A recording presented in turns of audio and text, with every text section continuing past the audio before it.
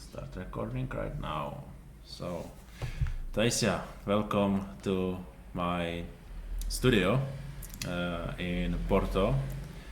And we met the few days ago in the Webflow meetup. And you are from Poland, and you come here for holidays. And so we said, like, let's do some interview, some little podcast, and you can tell me a little bit about you and your community,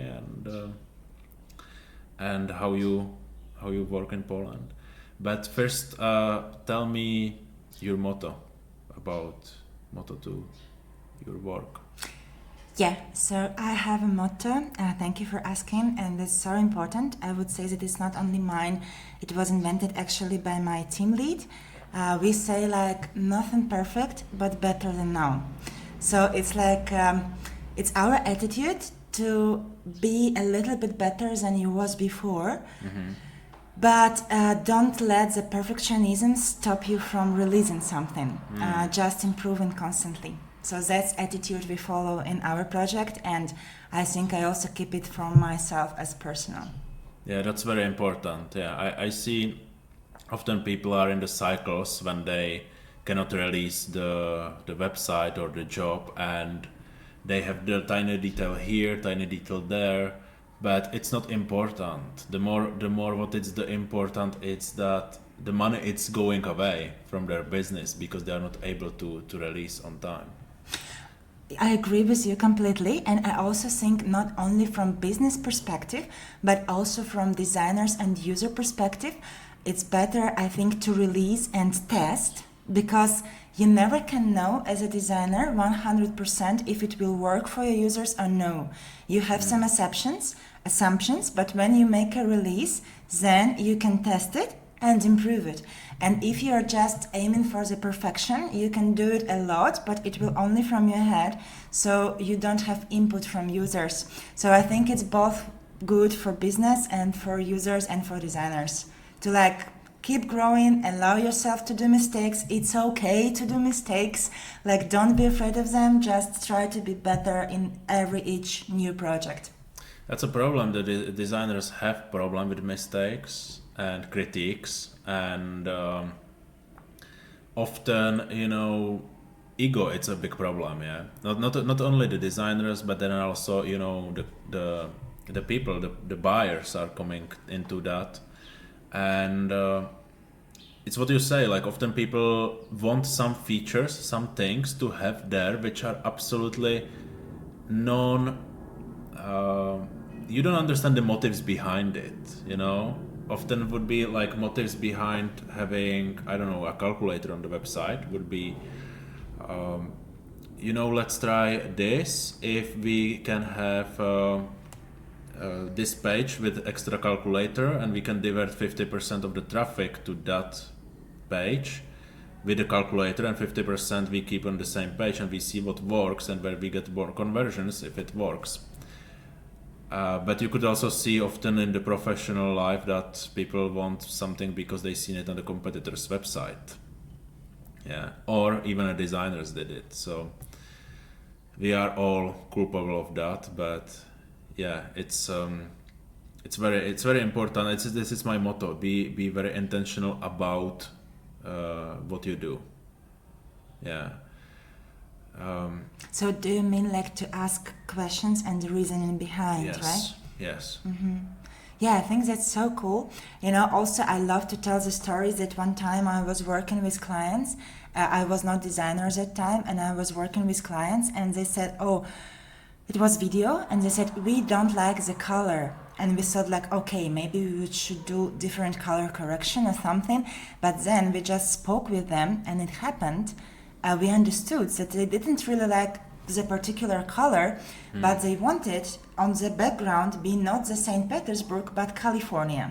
Okay. And so this was the reason they wanted different city, but they couldn't explain it, and they said we want different color. So if we wouldn't ask them, we would do like a lot of attempts, and it would not work. Yeah. But then we understood the core problem, and we proposed to do a 3D skin, and it worked because it solves their initial issue.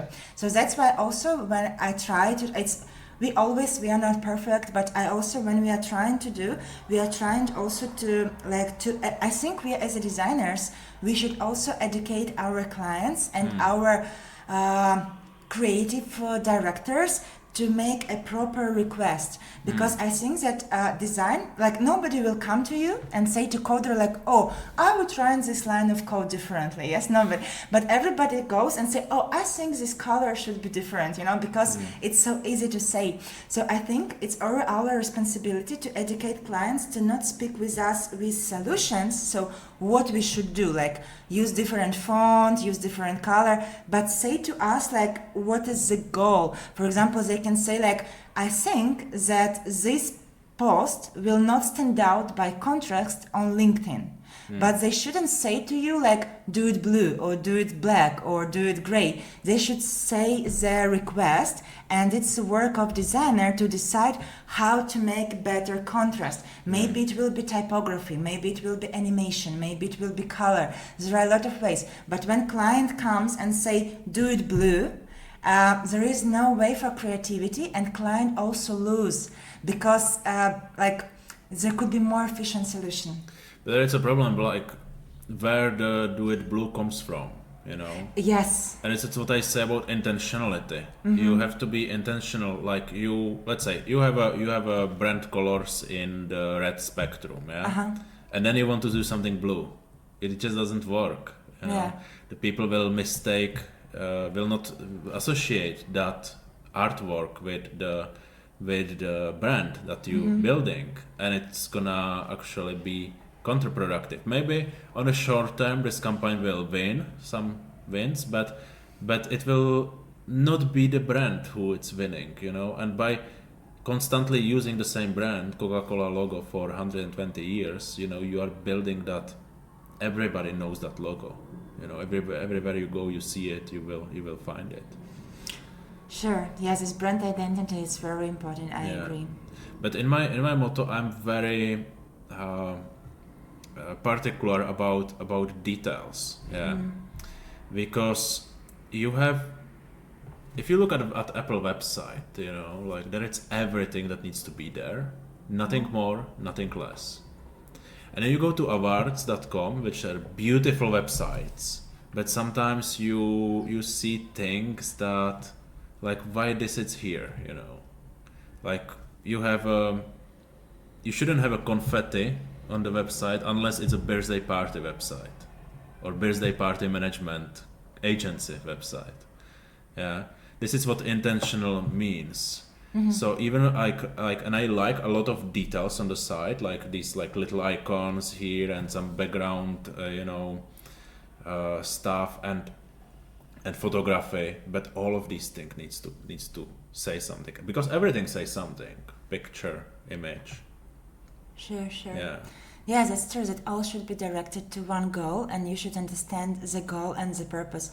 So yes, there should be not just icon because it's beautiful, but because it's beautiful and it serves like some purpose. But how do you think, I'm just interested, how do you think, how much people worked on Apple website and how long time it took them to make it? Like, how do you think? I don't think it takes very long. I would guess that it's like 3 to 5 months. No more than that. Maybe even 3 months. I think the team is pretty big. Would say like between 5 to 10 people. I don't know, but it's so interesting. That's how I would do it, because I'm project manager, for a long time. So it's how I would do it. But what I think, how they are very, very skilled people. They are like top of the top people. Like if you have a top copywriters there, you have a top designers, and these things are like, if you see how these companies are hiring, they don't hire like a graphic designer to do web design. Yeah, like a lot of long tail or like startups are hiring. Hey, we need somebody to do the web design and also this and also that. You know, they have specialists for UX, for animations. They have photographers, 3D animators. So you see that there it's like a lot of mock-ups or animations or illustrations or photos, you know, high quality photos that they put into the website, and then they move all of these objects around. It's not such difficult thing that they do there, you know. It's just to invent it takes time, and so the creativity. I mean, I would love to be there one day. To at least to go to visit, you know, and see how these people are working there, because it's so cool. But how do you think, like, what they use to attract such top talents? Yeah, I think that started with Steve Jobs, actually. Yeah, he dropped from Stanford, and he was going to the classes anyway, you know, for typography and graphic design and art. So he understood very well how it works, you know, what it takes, and how much influence of an art or visual appearance has on the people. Yeah, and he merged that basically with his products. All the Apple products are about design and about being as easy as possible.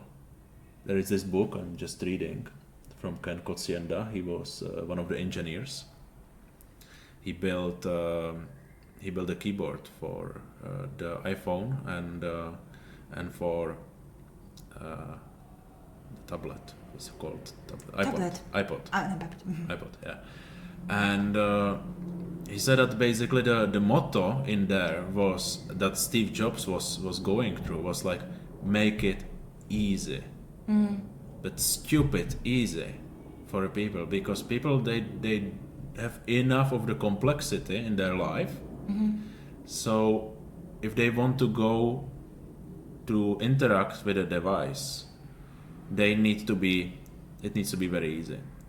And they took this minimalism, I think, too far, you know, with the MacBooks like mine. You have M1 MacBook and it has only 2 USB-C ports, and it's like where you have HDMI, you know. I need it often, and SD card. I don't need SD card, but many people need SD card, and I loved this charger, you know, but now you have to plug the USB, so you have only one USB now. So we are just like, we can just run one mic here, or you have to take a Docker station with you, you know, and it's also a hassle. But it's also good marketing, because now when you have Apple, you should buy only these cables for Apple. So it's like, you know, it's like, I think that was a genius of Steve Jobs, and I also like heard a lot about them, that actually he was really good in creating the branding, because the speech he gave, which was very famous, which he gave in Stanford University, about like do what is your passion is and follow this, it was actually not what he did, because actually he was a little bit like lost guy, and he was like, okay, I will go to Siddhartha, I will go to India. So if he would follow his passion, he would be probably a yoga teacher. But they had an occasion to sell the Apple products, the complete computers, and they kind of use it, and it was also a bit of luck. So I think that the genius, in my opinion, it's my subjective opinion, but I think that the genius of Steve Jobs, he is for sure visionary, and he felt this design and this simplicity, and he kind of felt what people need. I think that's really important thing because for example, I love to do some researches to understand what users want, but I think he had the feeling of what they need without like any researches or something, and it was like so genius because he knew not only how to do it for good, but also how to sell it, how to tell the story. I think because I remember I was also watching the movie and he was like insisting that we should have this hello. And this hello, you think like, oh, it's small detail, you know, but he knew how to present it, how to make it desirable. And I think that in our world, it really counts, the communication. Because I think that this presentation and communication, it also matters, because sometimes I don't know, like Apple, I didn't like Apple till like several years because I was making a virtual reality and we all were based on PC, so we liked Windows, that you can adjust it, etc., and you couldn't do it with Mac. But I think that it's really usable with Mac, and they really created the brand. Right now I also see some people who, for example, reduce their costs for living, for eating, but they want to buy iPhone. And it's like crazy, you know, but it's adorable. They created the brand which is so desirable. Love brand. Yes, exactly. Yeah, you know, I had like Dell and HP and Microsoft Windows running till I was 19. Then I switched to Linux. I was in Ubuntu, so I was doing for 7 years. I was any update have to do through terminal, you know, and sometimes was lot of hassle to do that. And then I started to think like, why am I doing this? You know, why I cannot just sit, open a PC, and then just do the job I want to do. And a friend of mine visited me with a MacBook. I said, can I try it? You know, and I tried. I couldn't use it because, you know, like that it's a command instead of control, and everything is kind of different. And like you scroll, and it's the other way around than on the regular PC. Yeah. So, but it was funny. Then I see how fast it is, and it can open a lot of pictures at the same time. It's like, wow. So I bought it. I bought my MacBook Air, and I knew that I never gonna go back. And it's not about like I love the design or the user experience when you buy that and when you take it from the package. It's amazing, but for me as a professional, I open it and it works. I just put the password in and everything is there open all the time, you know. Then I close it. I leave it like that for a week. I open it and I continue working. The battery doesn't drain, you know. I have this MacBook for 3 years already, 3 years. The battery still holds like 8 hours.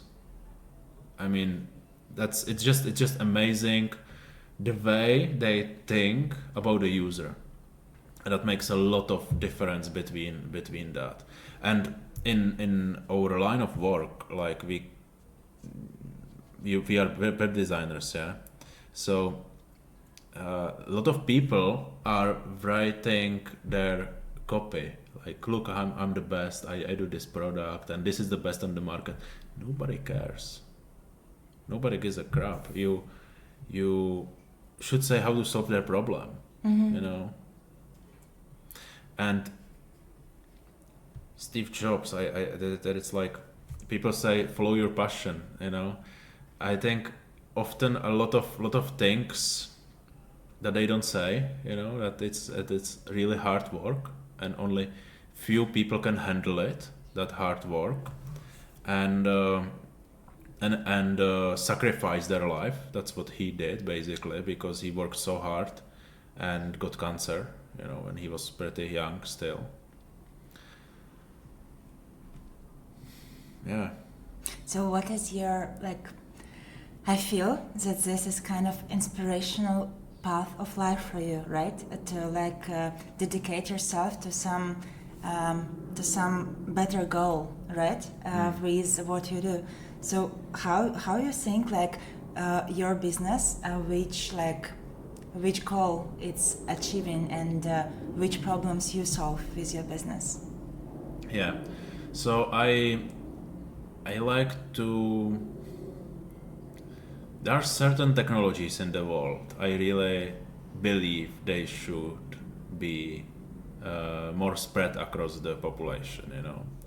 And many clients that I work with, like they are doing this. I don't have it here, but they have this like paper of this size, and inside of it there are some enzymes and the two electrodes, and it can basically power small electronic devices like this circular coin battery.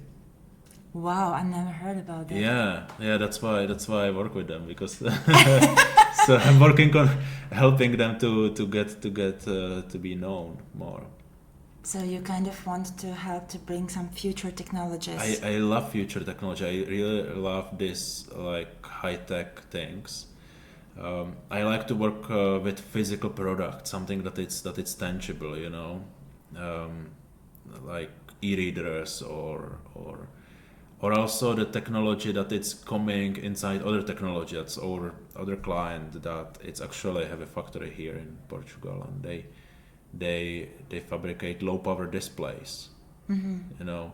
And when you see the impact of this, because I'm not green guy, or you know, I just don't like the spilling of the poison in the air and usage of the energy that it's no needed. Yeah, but I don't really care about the EU agenda. But the like if you just look out and you just look on the signs on the bus stops and metro stations and there. So these guys, they are doing signs that they basically reduce the electricity, the power that you need for powering these things up to like 99%. So it's basically free signs, and they change, you know, not like static, just like piece of paper on the bus station, or that can change in real time. So That's powerful. yeah. So what do you think about AI? You're giving me questions. So I'm interviewing you, sorry. Yeah.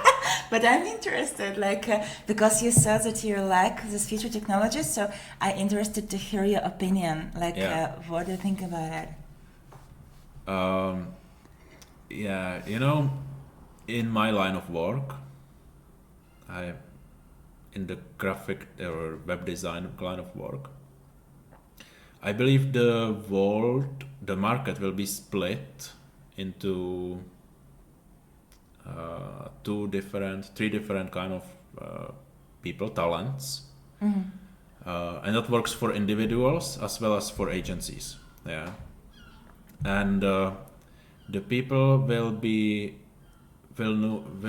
fall into the generalists, knowing and leveraging the AI and what it's available in the tech. I believe that these generalists will work with some kind of apprentice, you know, like in the olden days when you had the guy who was fixing the shoes, and he was the master. Is it called the master in English? Like the master of the craft, you know, the craftsman. Yeah. Correct. And then he had like a guy or two, and then he had apprentice, you know. So this is, I believe it's gonna go back a little bit like that. With the juniors, that's where I'm gonna fall. There it's gonna be specialists, which the same system will be. Specialists, like somebody who really know about animations on the web, UX, you know. So narrow. Very narrow, yeah. And these people working together. So generalists and few specialists working together, but really focused and really knowledgeable senior professionals. And everything in between, which is today like 80%, 90% of the market, which do average websites and average designs in many lines of work, like looking average or just like intentional average. I believe they will be smashed by the AI, because any guy who is generalist can do way better job leveraging AI in no time. It would take me, actually, I'm already testing this. It would take me more time to explain to somebody what I wanted to do instead of doing it myself with AI. I see. Yeah. So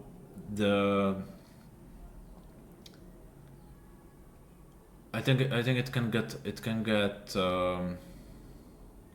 very accessible to have high quality products for a lot of people. But on the other hand, the people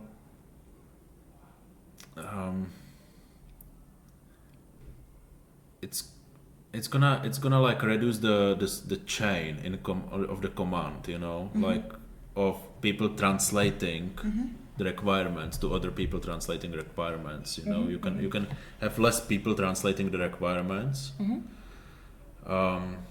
Especially prototyping, like prototyping mock-ups. That's so easy to do today. You just have like install plugin and then just like pour it in and that's it.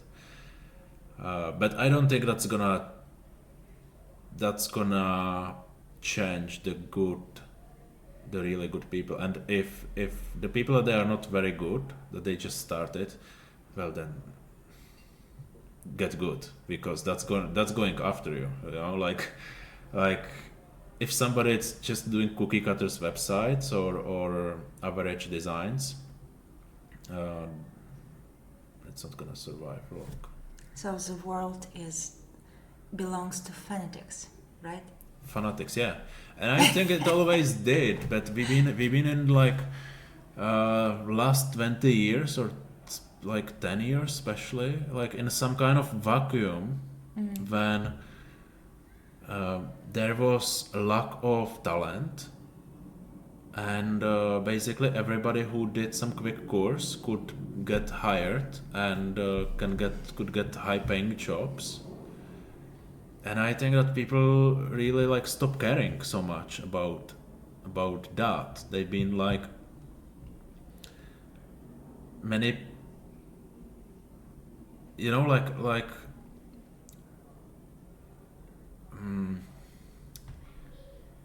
you are like physics, you studied math phys and you are working for NASA, you have to keep working, keep studying. You don't go home and just put a beer, or you go party with friends. You go home and you just open a book about math phys and you just keep studying, or about a space, about something that you are working on. And this often didn't happen like in marketing, for a long time. And there are few people that they do that. They study hard, weekends and nights, and then they go to work and they try to deliver the best, and these people are absolute winners.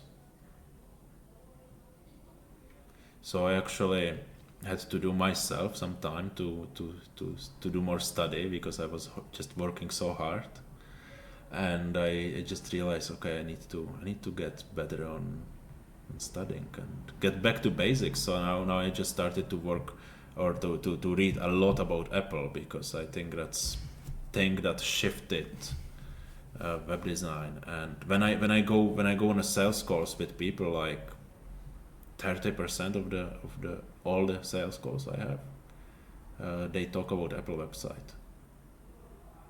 So because they like it, or and who don't, Yeah, I agree. Yeah, I heard a lot from people like, "Oh, let's do it like an Apple," something like that. But it's understandable. It's really like they have this balance of like. It's also so hard, right, to create the the product, which will be likable by so many different people with so many different tastes, and they somehow did it. Like mostly people like it, what they do, and like people from all over the world with all over the different backgrounds, all over the different experience with technologies, all over like, and they all like it. It's like it's adorable. I don't think it's like everybody. I think that it's a very narrow group of people also. You think so? Professionals. Like many people, like most of the people I see around myself, they have it for work. I never seen, maybe, I don't know. I never seen a person that it's not wealthy, very wealthy, and buys himself iPhone maybe yes, but MacBook or iMac or any pricier Apple product for fun. People don't do that, like people buy it for work. Because they are photographers, designers, video editors. Yeah, I would say yes. I know. Developers, all the developers I know, and okay, not all of them. The security geeks definitely, and all the DevOps I never seen using Apple, but like the coders, all of them I seen using Apple. Interesting. I had what people do you see using Apple? Well, in my opinion, with what I also like, right? I started to like Apple because I also was like using Apple. We have Apple MacBooks at work, and I really started to realize how good it works. I mean, with graphics, with visual stuff, and it's so fast and it's so cool. So from this perspective, it's really I realized that also for my personal use, probably in future I would like to have MacBook. I'm not sure I need iPhone. Well, it's wonderful, it's beautiful, but like not sure. But with MacBook, I really like as a designer, I see the benefit of having it right now after using it at work.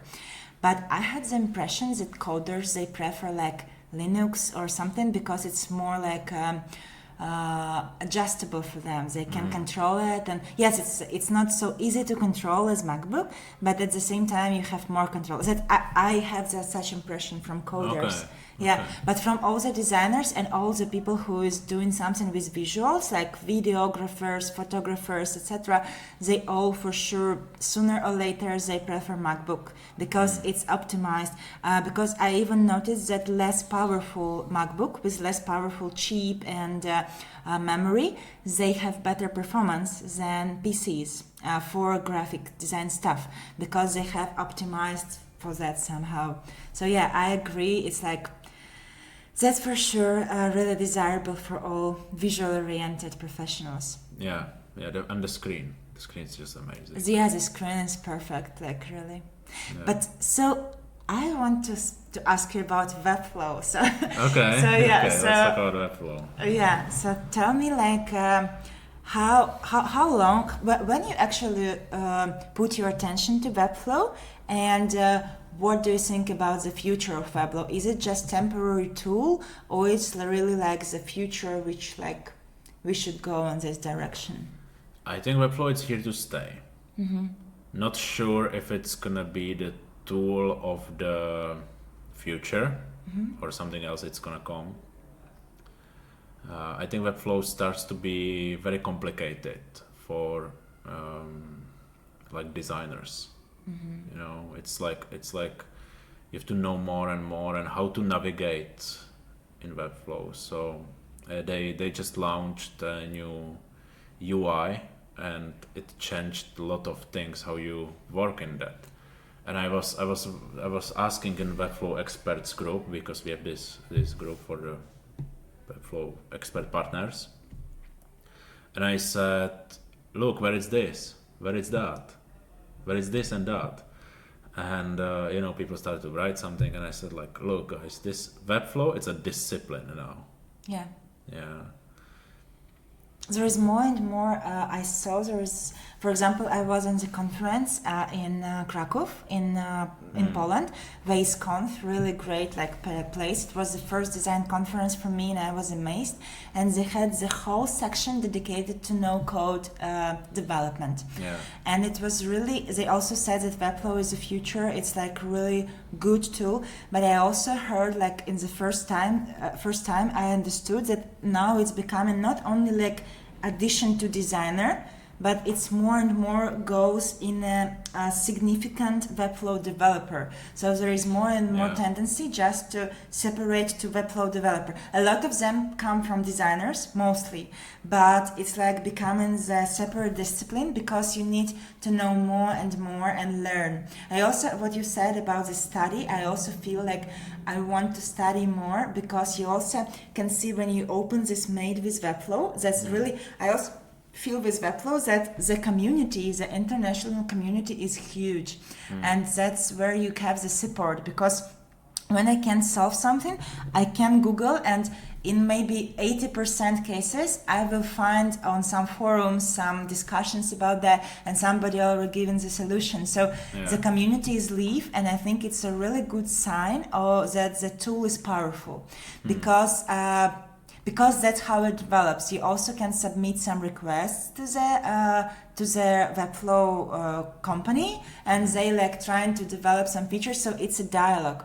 I think that's exactly what made Figma big, this community, because today I think we're really like it's based on people. Like you really need to listen to people and also like help them sometimes, to understand what they need. But basically, that's how I judge. That's why I think Webflow will be huge, because they have a really strong community like Figma, and we can see how Figma is powerful comparing to, I don't know, Sketch or Adobe XD or. And then we are going back to the product design, like they just do it amazing. Figma does that amazing. That it's like you don't see extra things in Figma, just what you need. And if you need something else, you navigate into the menu and you launch that, that window, and you have all the toolbox there. So I really like it. Actually I started with Webflow as a developer. I was developing websites, and it took me a very long time. And before that I was a project manager, so I never touched the design much, Until today, I'm not the guy doing the things pretty. I'm putting together the system, how you call it, the structure, creating the strategy also. Strategy and the mock-ups or site plans, Informational architecture also. Information architecture, and giving feedback to the designers, which they don't like often. But I think it's always a process, I think that's why I said that I think it's our responsibility as a designers also to help to find proper communication, because I really, as a designer, I really understand that sometimes you can be irritated with the comments, because you think like, there is a thin border between giving a proper task to the designer and trying to be a designer instead of the designer.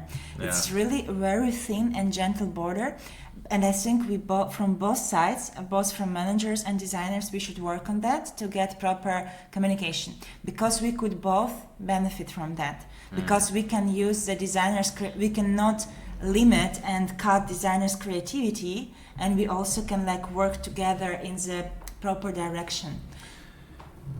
The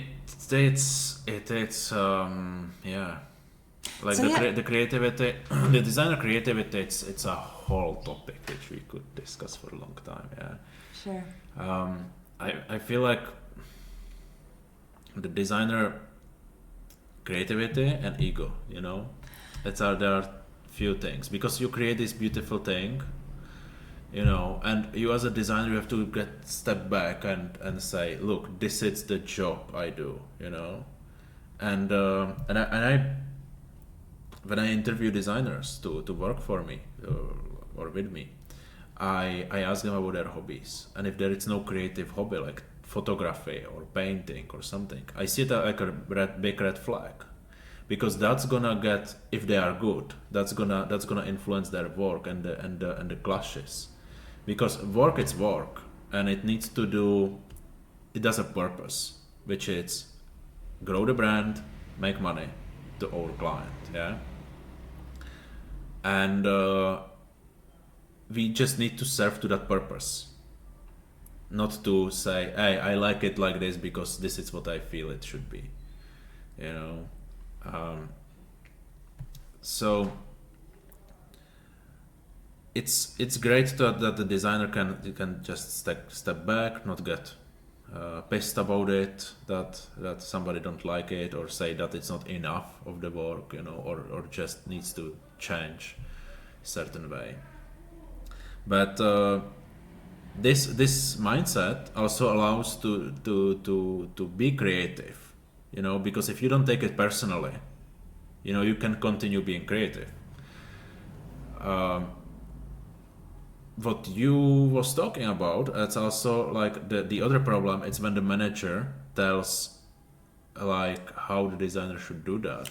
Like if you go to the painter and say, I want to buy your artwork, but I will tell you how you should paint it, you know. Yeah, exactly. I was telling exactly about this problem. Yeah. So I agree that well, in general, you can say that design is not like it's more like craft, right? Not like art. But in general, I think a lot of designers are so creative souls. Let's say, yes. That's why I think it takes place that I think it's for everybody. It's difficult to get the critic. It's a skill to get the critic. For me, I also I'm learning, and it's proper way to really to separate the critic of your work from your personal self-esteem and personality. It's a way to do that, as well as I think it's also an art to give the critic. So it's I think it's really the communication. From what I can say, I worked in virtual reality, now I work in design, and I feel that communication is probably the biggest bottleneck of the software industry, because there are a lot of professionals, a lot of highly skilled people, but there is always, not always, but a lot of times there is waste of time or some not proper job because of miscommunication.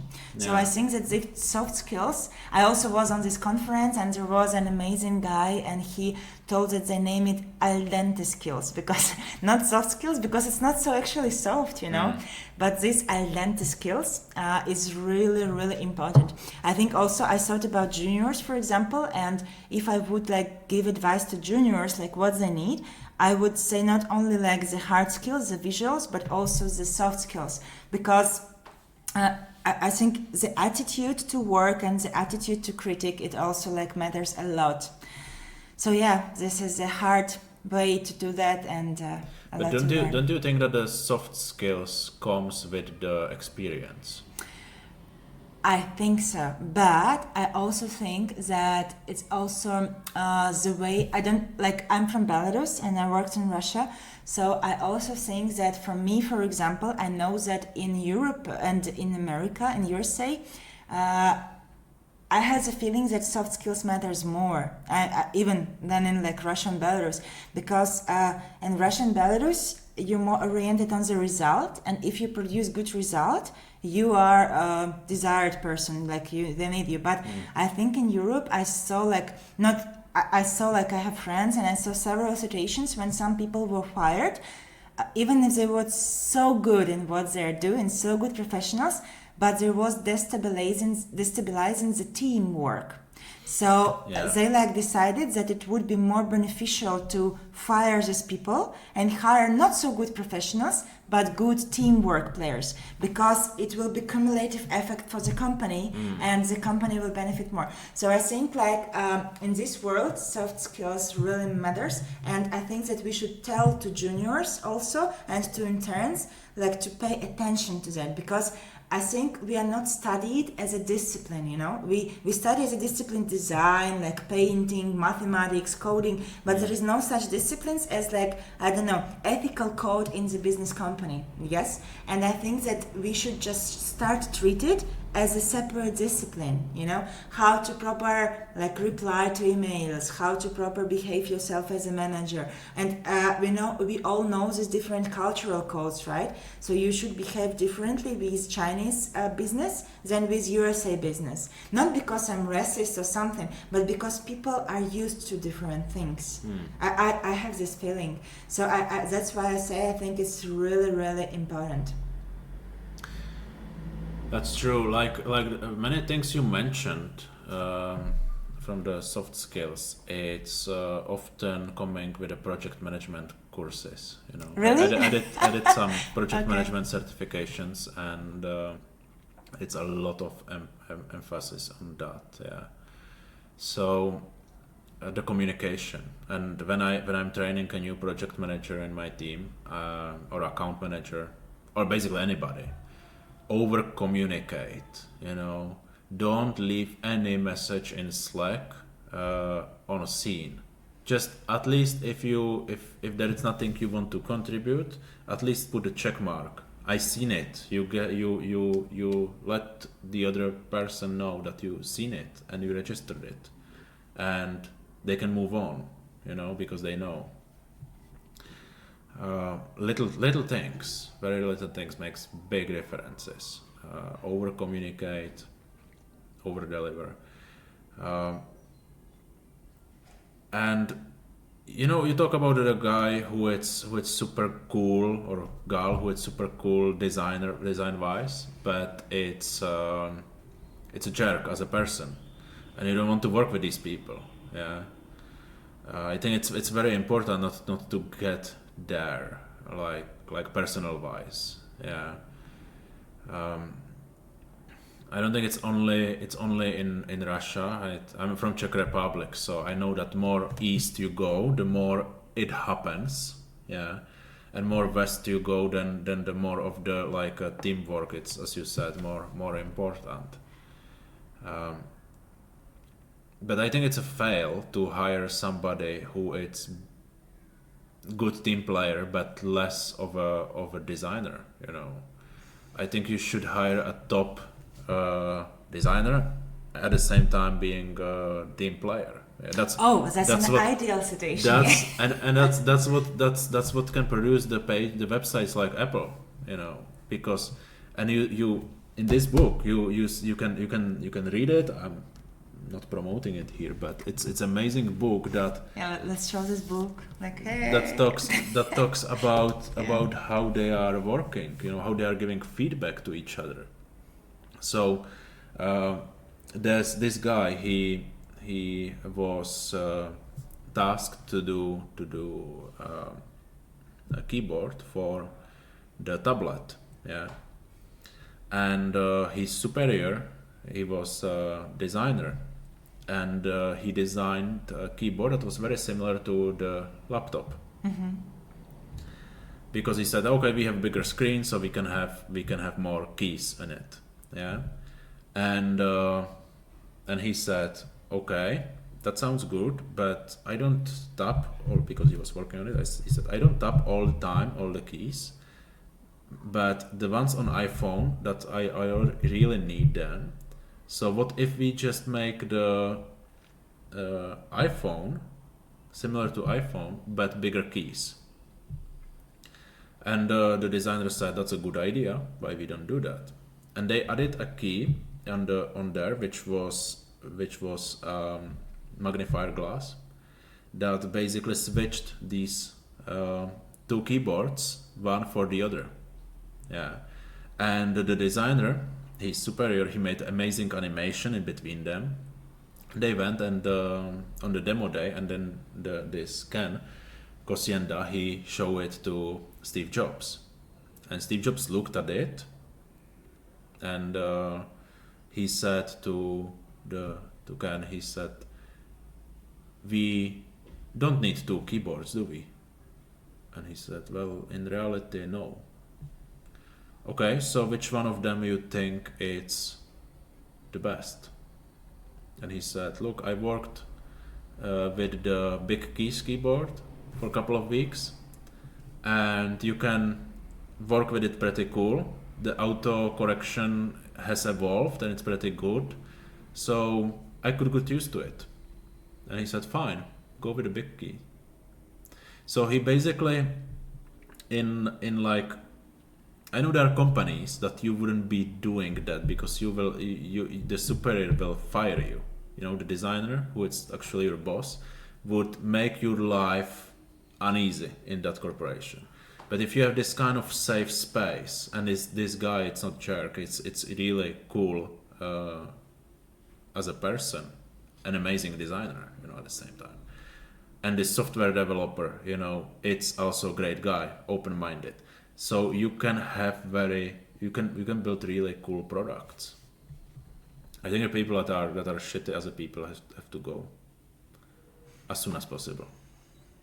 But I don't think you should, or anybody should do like, okay, let's hire less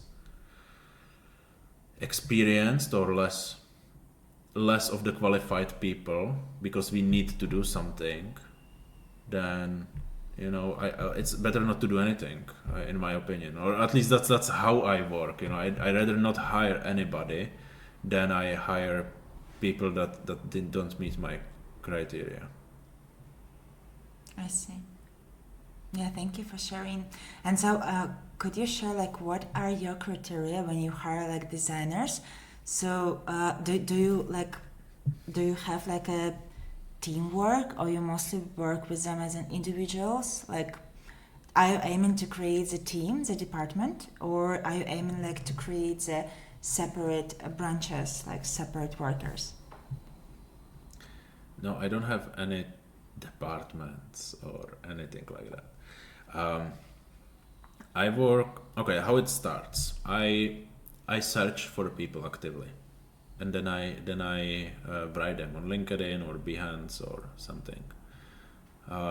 We exchange some email communication. I'm not so keen to meet with them. You know, in the beginning, you know, I don't send like, hey, here's a Calendly, I may have a job. No, we just exchange some communication. I see how they communicate over email or over LinkedIn. If it's cool, then we schedule 15 minutes call, and in that 15 minutes I can already say if they are good fit or not. So they have to speak English fluently. That's not negotiable, and understand what I'm saying. You know, otherwise the communication is gone. They have to be good at what they are doing. Yeah. And they have to have the right mindset. So if I'm hiring designer on any creative, I'm looking for what are their goals. Yeah. So let's say if a designer tells me my goal is to submit 3 websites to the awards.com next year, that's somebody who will do way more, like go extra mile for the client. And I like that because I do that. I like to do that, you know. And on my testimonials you can see that, you know, on our website, clients say exactly this. And on the other hand, I was on an interviewing a 21-year-old Ukrainian designer. She was pretty talented, you could say. And I say, what is the top 5 books you like? And she just named book about Elon Musk, about Steve Jobs, about money, about sales. And I said, but you are a designer and 21 years old. Yeah, I want to be financially independent by the age of 30. It's like, okay, but then you're in the wrong discipline. You should be in sales. Yeah, you can be very successful as designer in 10 years, but you have to focus on the design, not on sales. You're going to be average designer with sales skills, so you will need to be selling and selling and selling all the time. And instead of working for a few people, you know, and slowly increasing your price, so that it makes more financial sense for you. Because, you know, if I want to keep the good people around me, basically. I just want to, and I'm the guy who is fixing the deals. Yeah, so I'm, and then I have to give it to somebody that will do the beauty, you know, and I need to trust to these people. So for me, it's very important as the agency owner that I have these people around myself for a long time. Yeah, and as long as it makes economical sense for me, I'm gonna pay them whatever it costs to have them around. Yeah. But it's So also interesting that you named basically a lot of soft skills as like values, communication, understand, and only one part of was a hard skill. So it's really what we talked about. That really soft skills matter right now, because like as far as I understood, like ambitions matter for you as well, and it also of can be course, like soft. It's like. Uh, you can be like a beginner but with big ambitions, right? And you can grow faster than like not a beginner but who already like upset about his job and like I don't know, have family or something and like as far as I don't think a family it's a deal breaker. Really, I don't think like I know that people. I've been working with this young lady, young girl, lady, girl. Uh, she was very young. She was from Eastern Slovakia, and she said, "I want to work only 4 hours a day. I just don't want to work. I just want to have my freedom." Yeah. In these 4 hours a day, she made more money, a year after she started with me than anybody like in 3 4 months full-time job in the area she's living in. She started, she didn't know anything. We've been having 1 week of the training. I was training her. She was picking up. She did second week. She did some project that was like a training project. In 2 weeks, I gave her into the client project already, and she was working hard. And we had like every day we had a couple of hours meetings when I was telling her exactly how to put the things together, like a junior work. But it was really cool. 3 months we stopped doing the meetings. She was working alone. In a year, she was a senior developer, Webflow developer. She didn't know a thing about design, but she knew everything about the platform. If you really want, you can really do that. The only thing is that you can find so little people, and I'm interviewing all the time. So if somebody watched this and it's really wants to get there, so yeah, I'm interviewing all the time, but very very few people has this ambition.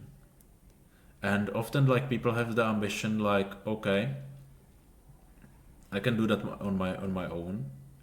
I think it's sometimes better to associate with somebody, that work in the group than alone, like um,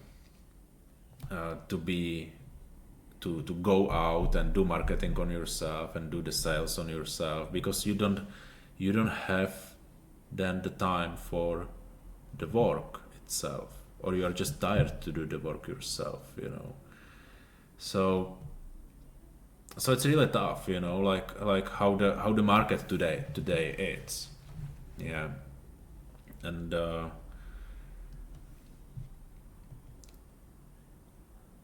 you said that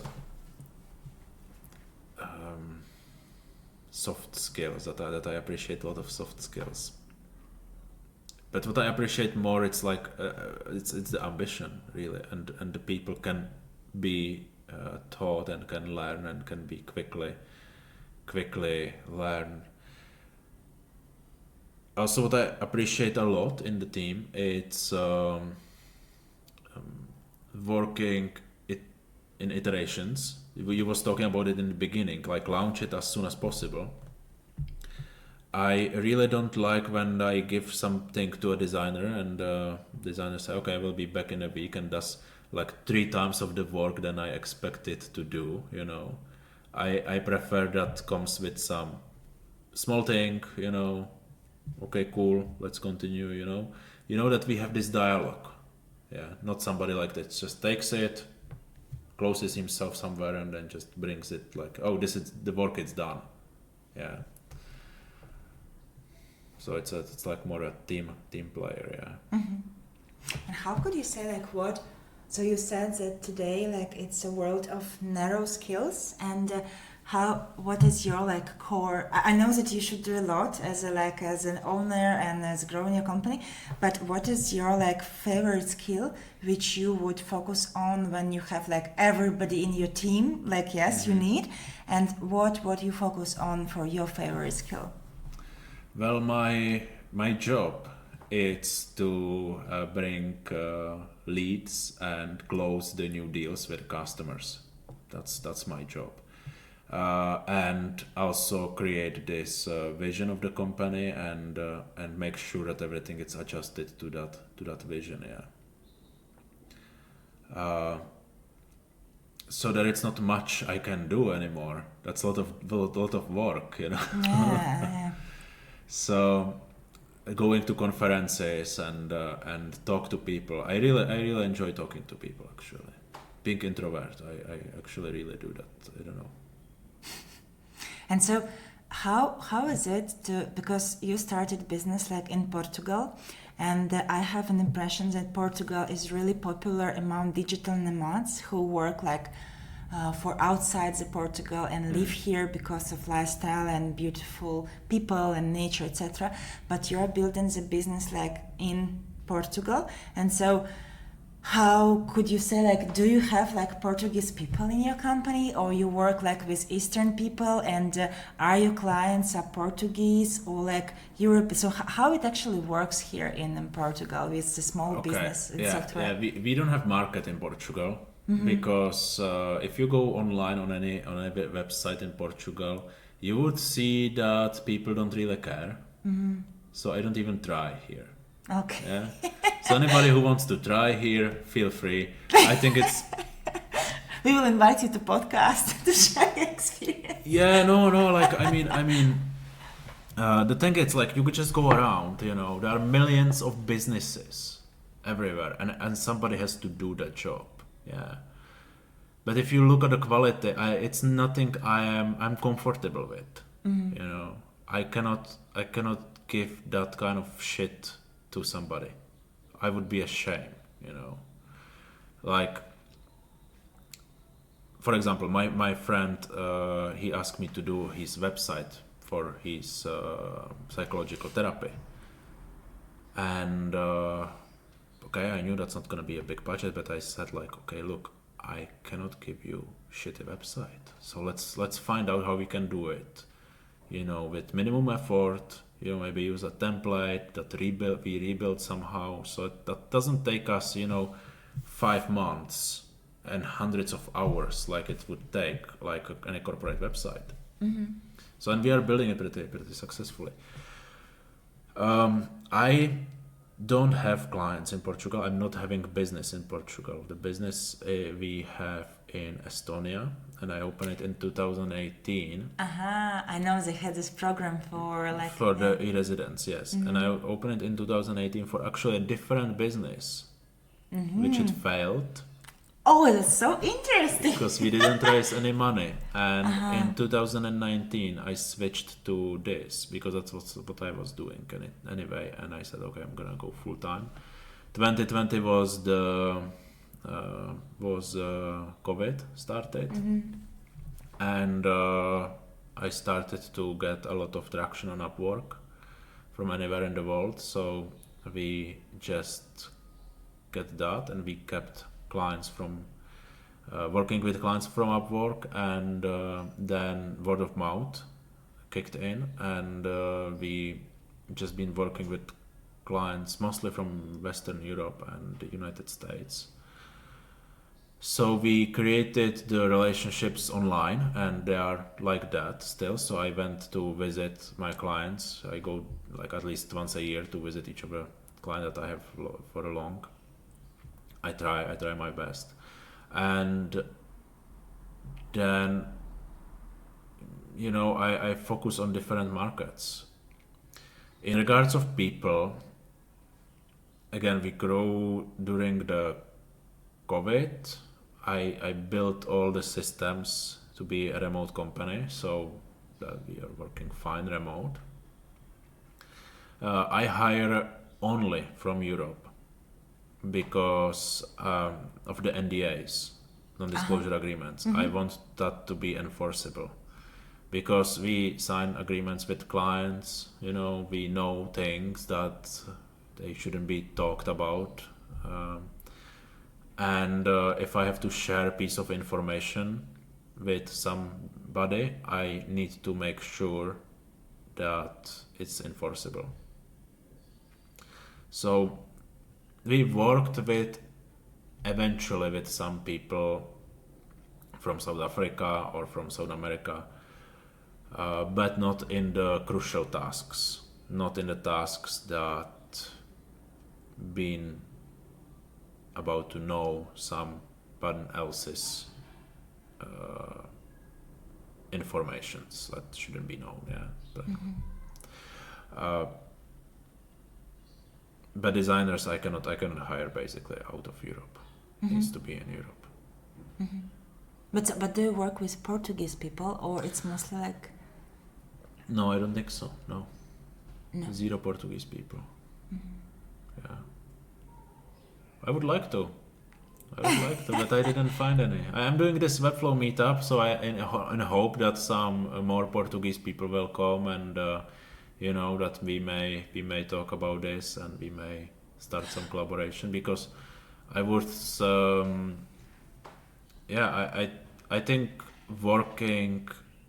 I would like to work in person a little bit more with a group of people, and especially with some like younger or more junior people. It's very important to be in person. But no, I don't have any. I think this. I really admire that you make these Webflow meetups, because, as I told, like, I really think that community is very important to grow some tool or some discipline, and I really appreciate that you do it. It's Thank you. amazing, really. And I was amazed, at least, like, to meet one guy.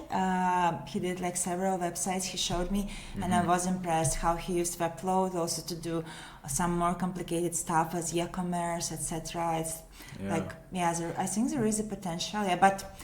It's Portuguese. He went from Braga, which is a town like an hour by train from Porto. So he went only for the meetup and Really? back. Yeah. Amazing. Yeah. Yeah, that's Cool guy. amazing. Yeah. Yeah. And I was impressed by his work. Like, he showed me, like, I mean, with the complexity of using Webflow, like, I really saw that I had the feeling that he's really, like, going deep and exploring some plugins, etc., etc. It was so interesting. And we were discussing, like, one tricky task, which I also was considering how to do. And he said me, like, I will try this way. So I'm interested to know how he will finally do it, because because there is a tricky part, and I don't know, like, it's interesting how he will solve it. You can see the people, they love their work. Yeah. Exactly, yeah. That's so interesting to share the experience with people who love their work. Yeah. Especially when you break these prejudices that her is like maybe there are some people, I don't know, in Portugal that are not so keen to technology, so some hard work, but then you see people who are really hardworking and so analytical and digging their work, and it's amazing to see that. Actually, I think that Portuguese are very smart people, very smart and very like artistically well crafted. I think they have very little opportunities here, actually. Yeah. Yeah. I have also the feeling that the artistic side of Portuguese people is like crazy. The designs I saw, the pictures, the galleries, the crafts. Thank you. So it's adorable. They have this. I think they mix these African vibes with some Southern vibes and some South American vibes, and it comes in some like crazy mix. Because they occupied Angola, they colonized Angola and Brazil. So they mixed this culture. Yeah. Talking about design, have you seen the new brand identity of Porto? No, I City didn't. of Porto? No. We have it on the flyers actually. We mix the Webflow Meetup Porto. We mix the Porto brand identity with our. Oh, really? Yeah. Okay. Because we want it to be like a Porto meetup, so we mixed it a little bit. I hope we didn't infringe any copyrights. We will see. Yeah. Maybe they will come and say, "Oh, we should." And we should come work together. But we are promoting Porto also at the same time, and I really like that. And the design studio who did that it's very talented. And this is Portuguese studio. It's Portuguese studio from Porto, yeah. Yes, it's really interesting. There are few agencies here in Porto. Actually, several agencies, and this one it's really good. Yeah. But I don't remember the name, but you can look at it and you will see they have it in their case study.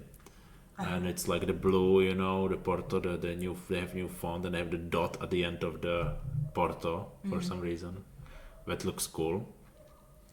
And it looks like if you go to the center and you see all of these, like the cathedral, and they have this, how you call this? These tiles, painted tiles.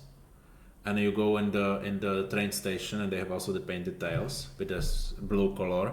So it looks like that. It reminds you that. Yeah, that's important. Actually, do you know why the color of Portugal and Porto is blue? I think it's because of the tiles. And why tiles are blue? I don't know that. I'm like so interested because it's so also in some sacred places they use blue, because as far as I know for religion it's more like red, yellow and green, I think, and here everything is blue, and I don't know the reason. Isn't it blue like more used in the ceramics over the years than anything else? Maybe. I know because if you see like all the ceramic work from Eastern Europe, especially, like the plates, the plates are blue. All of them are blue. Yeah. Maybe it's of the tint. It's better. Maybe they just had some way to do the paint easier than others. That's actually interesting. I should look at that. Yeah, I don't know. There should be some research, the reasoning behind it, right? Yeah. Yeah, I also don't know. It's interesting. Why is it? And it's named Azul, right? Azul. Azulejos. That's in Spanish. Really? Yeah. So cool. Webflow. Yeah. Poland. You tell me you live in Poland. But you are from Belarus. Yes, I'm from Belarus. I was born and raised in Belarus. Then I was studying and working in St. Petersburg in Russia. Then I came back to Belarus, and then I moved to Poland.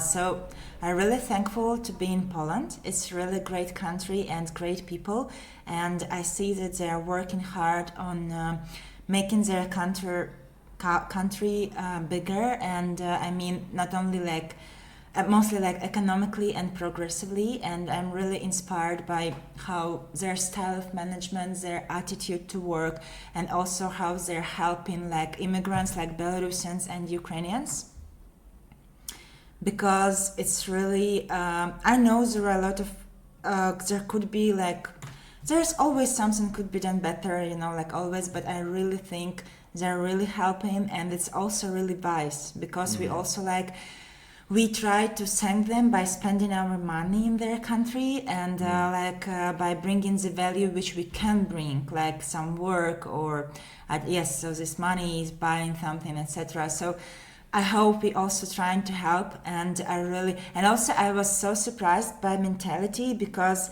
I really can relate to Polish mentality as well. There are differences, but I mostly understand the people. I really like their attitude. I really like how they dedicate themselves to work, and I also like this balance. So I really think that they can balance between work and life, what actually brings more value to both sides, also to life and also to work.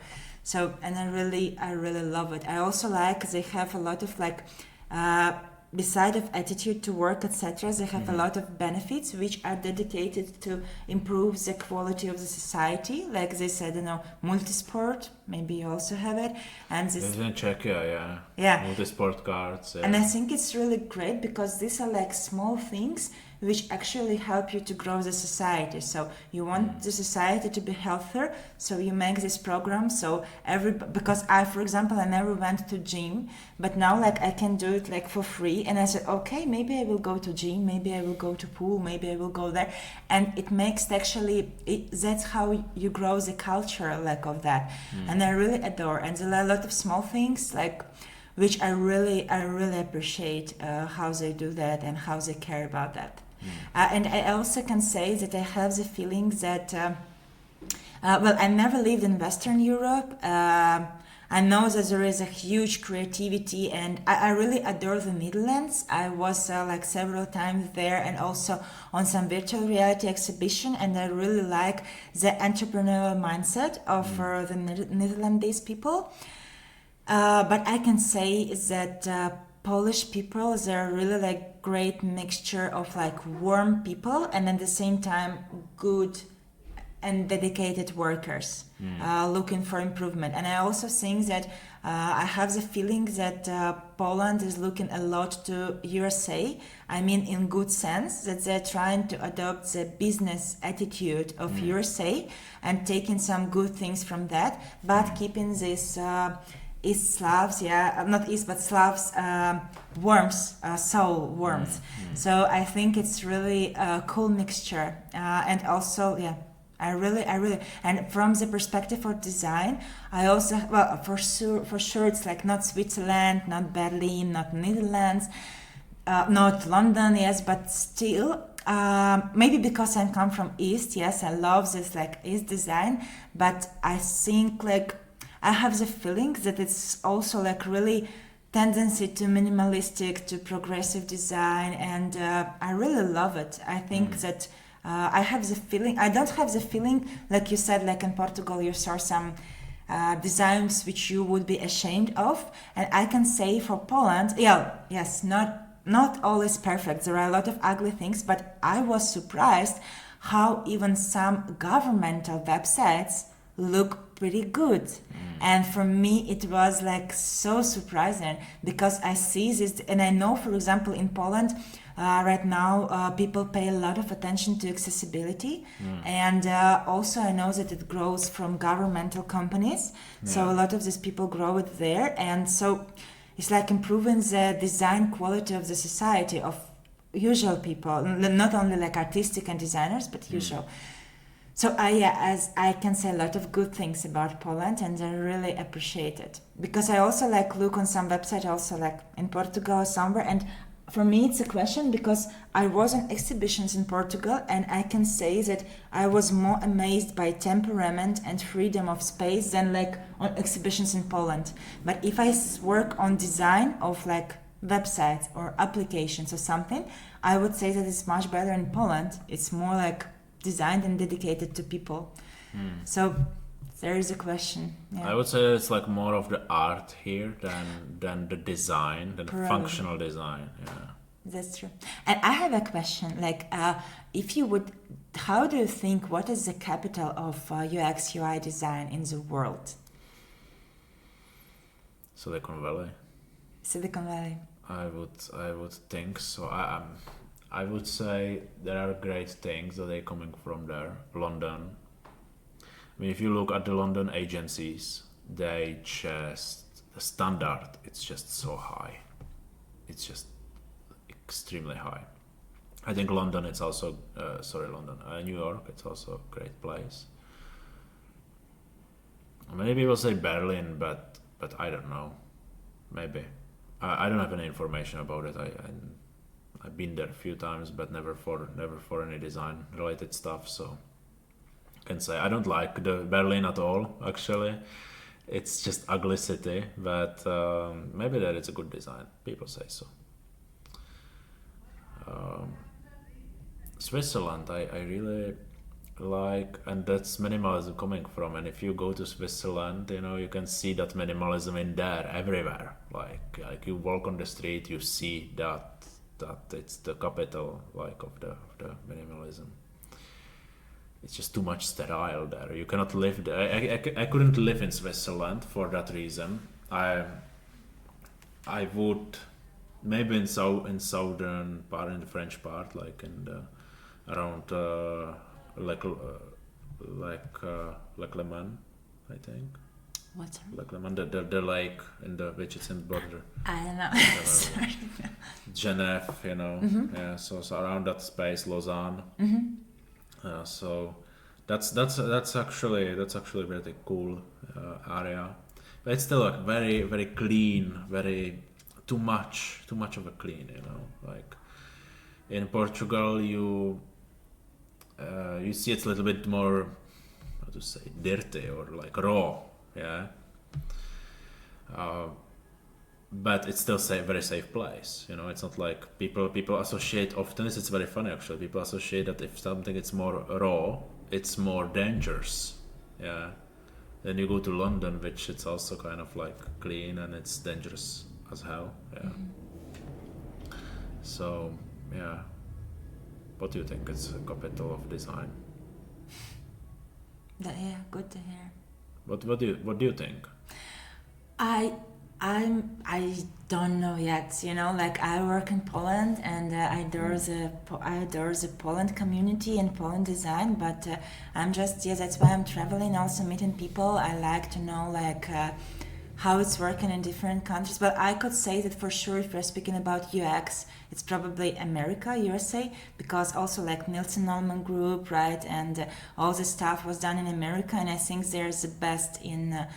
Studying the users and understanding the user needs and building all connected to UX. If we're speaking about visual design, I don't know, but I also have impression, we all know this Helvetica and this Swiss design and Swiss grid, so probably Switzerland, yes. I also like Nordic style, Nordic minimalism, this like Stockholm, Estonia, Finland, Norway, they all have it, and that's so beautiful, so it's just one way, and I can say right now I really adore brutalism, which actually comes from Germany, and this maybe I'm wrong, but I like this Webflow conference website, for example. It's so brutal in a good way, because I think in this brutalism there is some extremes when people do some really interesting and interactive sites, but which are not usable. Like you go to some really fancy and interesting, stylish e-commerce shop, but you can't find the clothes. So it's it's extreme. But I really like, for example, like in Webflow, yes, it's brutal. You feel the style, you feel the vibe, the dynamic, but at the same time you see the structure. So it's mixed with this feeling and structure. But I also think that it's a real art, which I'm just learning how to not fall, because for sure, sometimes you like something more and something less, but it's also an art to try to choose the style according to the purpose of the business. So not only propose the brutal decisions for some, I don't know, healthcare provider, because it's it will not work for them, but try to choose this visual style according. But still I don't have the answer yet, if it's if you should specialize in one and just find the clients which suit the style you like and go deeper, or you should use it as a tool. Because I also have a background in management, and I also I'm magnified, and I adore when I see beautiful and stylish things. I keep my breath and keep eyes open, but at the same time I really like when it also has a story, so it has a structure. And I also understand that this visual style is making you this wow effect and making you like it unconsciously, but I think that it should be mixed with brain as well, with understanding the message. So not just beautiful cover or not just the spirit, but also the spirit with some message. For me, that's an art. Like when you can combine the story with tool of perception. What style would it fit to me that you've seen the website before? What do you think? You mean? Sorry, I don't get the question. What style? Of design would Yes. suit to you. So I have a question. As a UX designer, what are your target audience? So which clients you are searching for? It's big clients or small clients or like USA or Europe more? So with whom you want to work? USA and Western Europe, and I'm thinking of when Webflow launches the multi-language support, which it's supposed to launch right now. So I'm thinking to do some things on the Czech market again. That's where I'm from, and I feel like the design is so bad there. So I want to like maybe like a comeback and say like, hey guys, Make a revolution. yeah, I understand. revolution. Try, at least try. I think as a small boutique agency, I don't think it's about my clients like the way that it's normally done in the ICP, ideal customer profile. And I don't do that actually with my clients. When we do the website and the brand, I don't run ICP. I run something a little bit different. I can talk to you about it later, but Jobs to be done? no, I've developed my framework for it. Oh. I can tell you, yeah. That's interesting. I Yeah. call it love letter.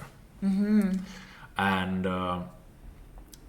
so I think that these boutique studios should reflect the people itself, and the clients that they come to my website or any like a boutique agency.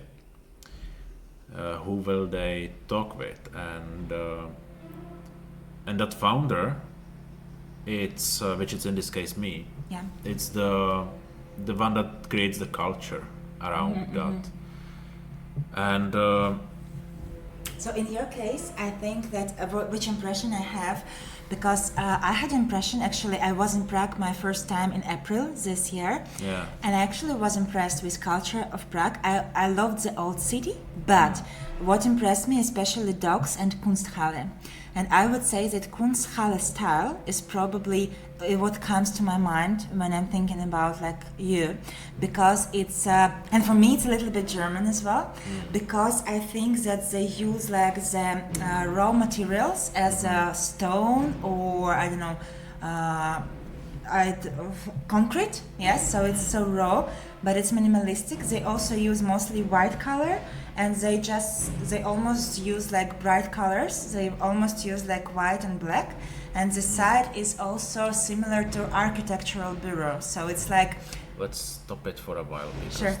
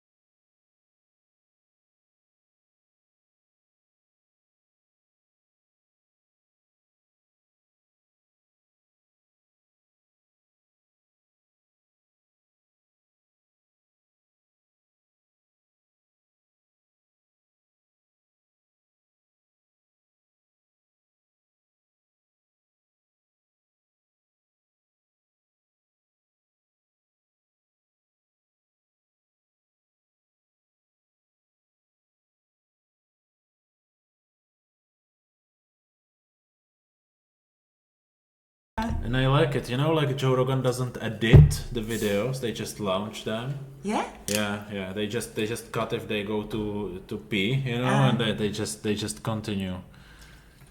Cool. And I really like his style. It's just amazing. Yeah, he is cool. I also love it. It's more like Gonzo, right? Something like not so formal. Yeah, not so formal, but very interesting guests and interesting topics. That's true. So sorry, I interrupted you because there was this Yeah. trash cleaner here, and so it made a lot of mess to pour out all of this. Like it's just like giant container, and they have to put it into this giant truck. So he was saying that I should go towards the German. I would say it's something between German and Swiss. That I really have this feeling of Kunsthalle really relying to you as I could get it right now. So it's for me it's minimalistic, it's light, but it uses some rough geometrical elements. Yes, so some like straight lines, some rectangles, some rectangle buttons maybe or something like that. But it's also so elegant. So it's like minimalistic, elegant, light, geometrical. That's what would I say. And some easily readable sans serif fonts, or maybe some serif. I don't know. It should be like you should give it a try. I don't know, but like something readable and the same thin, stylish, and like that's the feeling. And also, I think that if we're speaking about software agency, there should be some interactive elements for today. So I don't know, some interesting composition of case studies, or I don't know, like some maybe some interaction with the mouse or with hovering. So there should be like.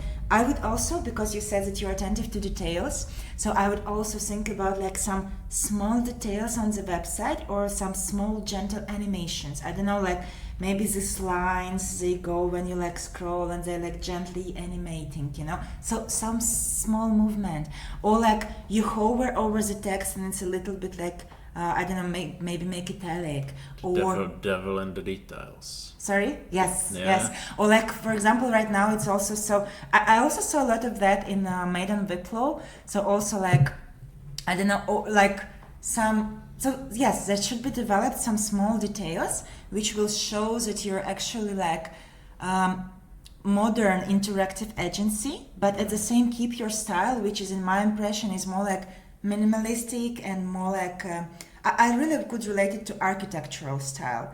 Like it's neutral, yes, so you can put anything to there, but at the same time it has a style, like Helvetica, yeah, like something like that. Because you also said like you really adore like Apple, and that's feeling I have from them.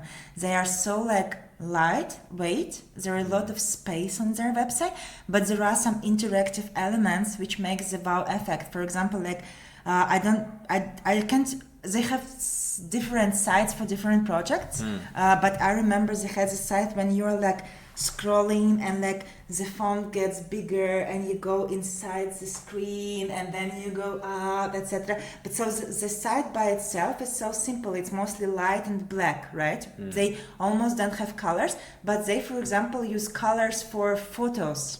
For screens they use, and from these effects, like like for example in Webflow there is amazing this animation you can make by scroll with Lottie files, yes? So there is a big field for experiment here. Or like these hovers with mouse, which you also can do in Webflow, like a little bit of parallax. So I think I would go with minimalistic and visual design, but with some small animations and details which could help you to stand out. I would do it like that, yeah. That's my vision, probably, yeah. Because I also think, as you said, that you're not specializing in some, but you said you want a brand voice, I don't know, but if you're not specializing in some, if you're not sure about your target audience right now, probably to be like more neutral and more classic. I actually don't think of the target audience this way. I was specialized in printed electronics. That's very tiny niche. That's 160,000 people in the world at least according to LinkedIn, that are working in this niche. So it's very niche. It's pretty good base, and I like that. I like what these guys are doing. Basically, they are printing electronics on piece of paper or plastic, and they do cool things, really like wow things. If you go to some printed electronic conference, that's just like out of the world, basically. And it's not that I wouldn't enjoy working with these companies. I actually enjoy to work with certain type of founders, Which? With a founder that it's a dreamer of like wants to do the something that most of the people would say no to it. That he has difficulty to find investments for his company because it's so like out of the world. With people that they think about it, the thing that they are working on, like the business they are working on, not in terms of money, like okay, I'm gonna do this because I want to become billionaire, but because I see this as the absolute need in the world, and there are other ways that I can solve it, but I think this is the right way, and I'm just gonna do it because somebody has to do it. They see it as a duty. As a mission. As a mission, yeah. And you would say that all the founders should be like that, but no.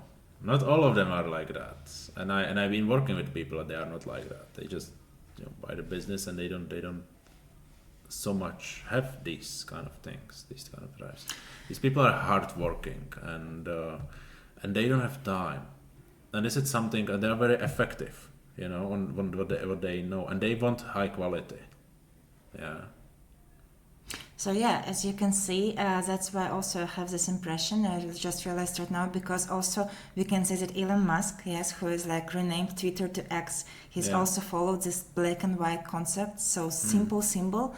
So like nothing really, something like let's say simple and neutral, like easily recognizable. Yes, I won't judge and say anything about X yet, but I just watching that visionaries. Yes, like we can say Elon Musk is for sure visionaries. Yes, it's not discussable.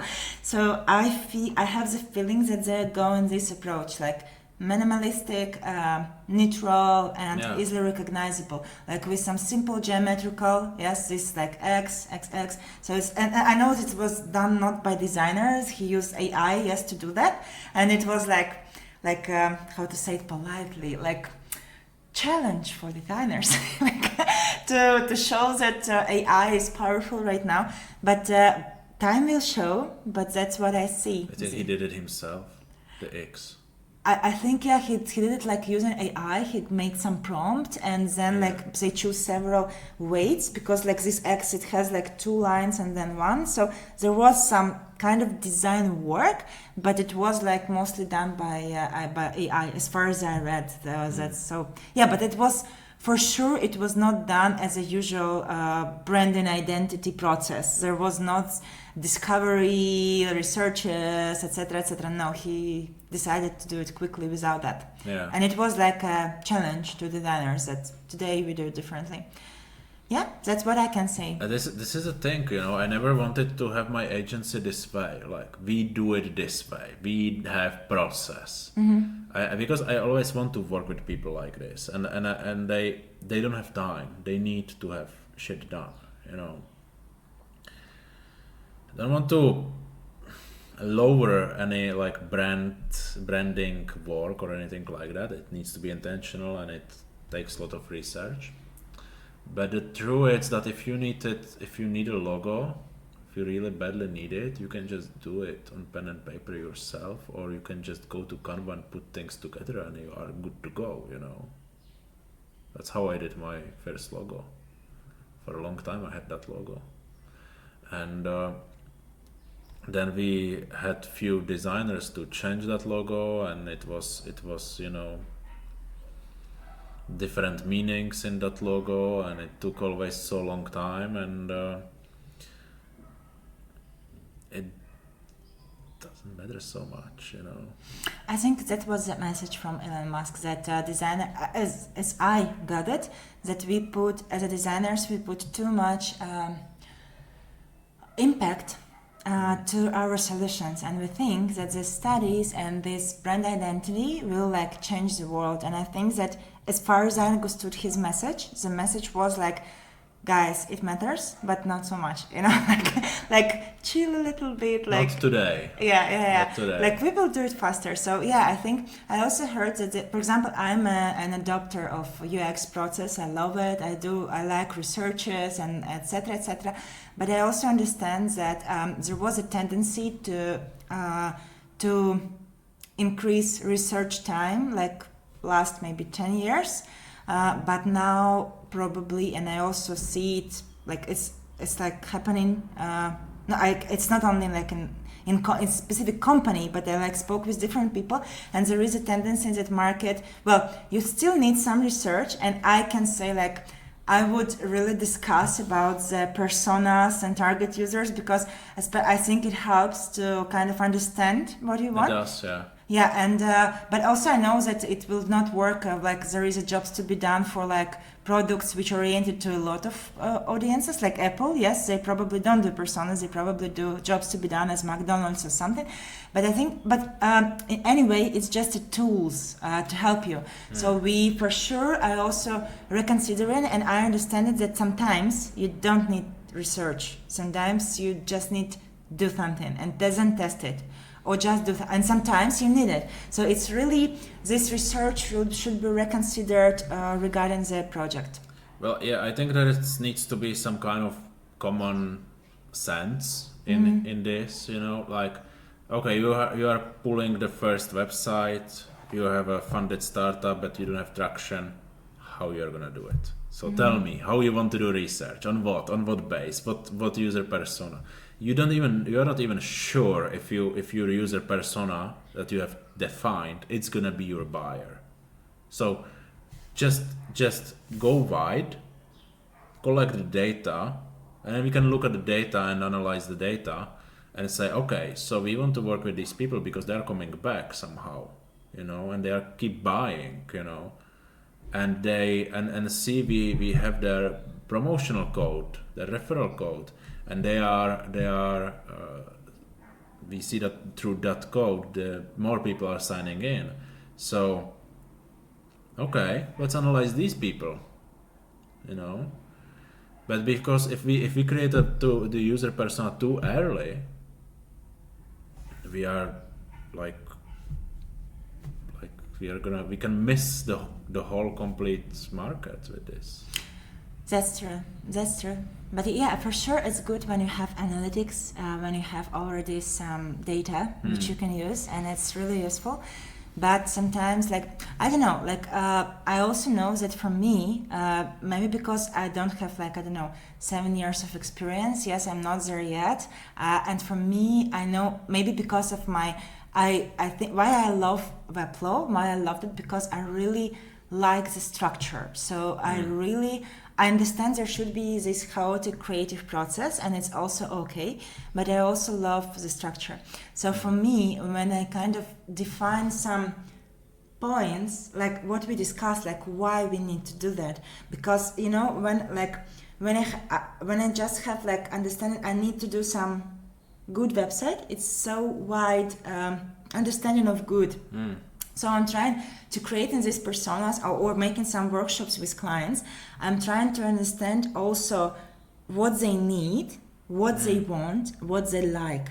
And then I'm trying to find the solutions based on that. And also for sure of my understanding what is good, but I'm like trying also to frame my understanding to the inputs I get. And I think these personas, it's not only helping to target like the right market, but also to have at least the understanding what expectations the client have.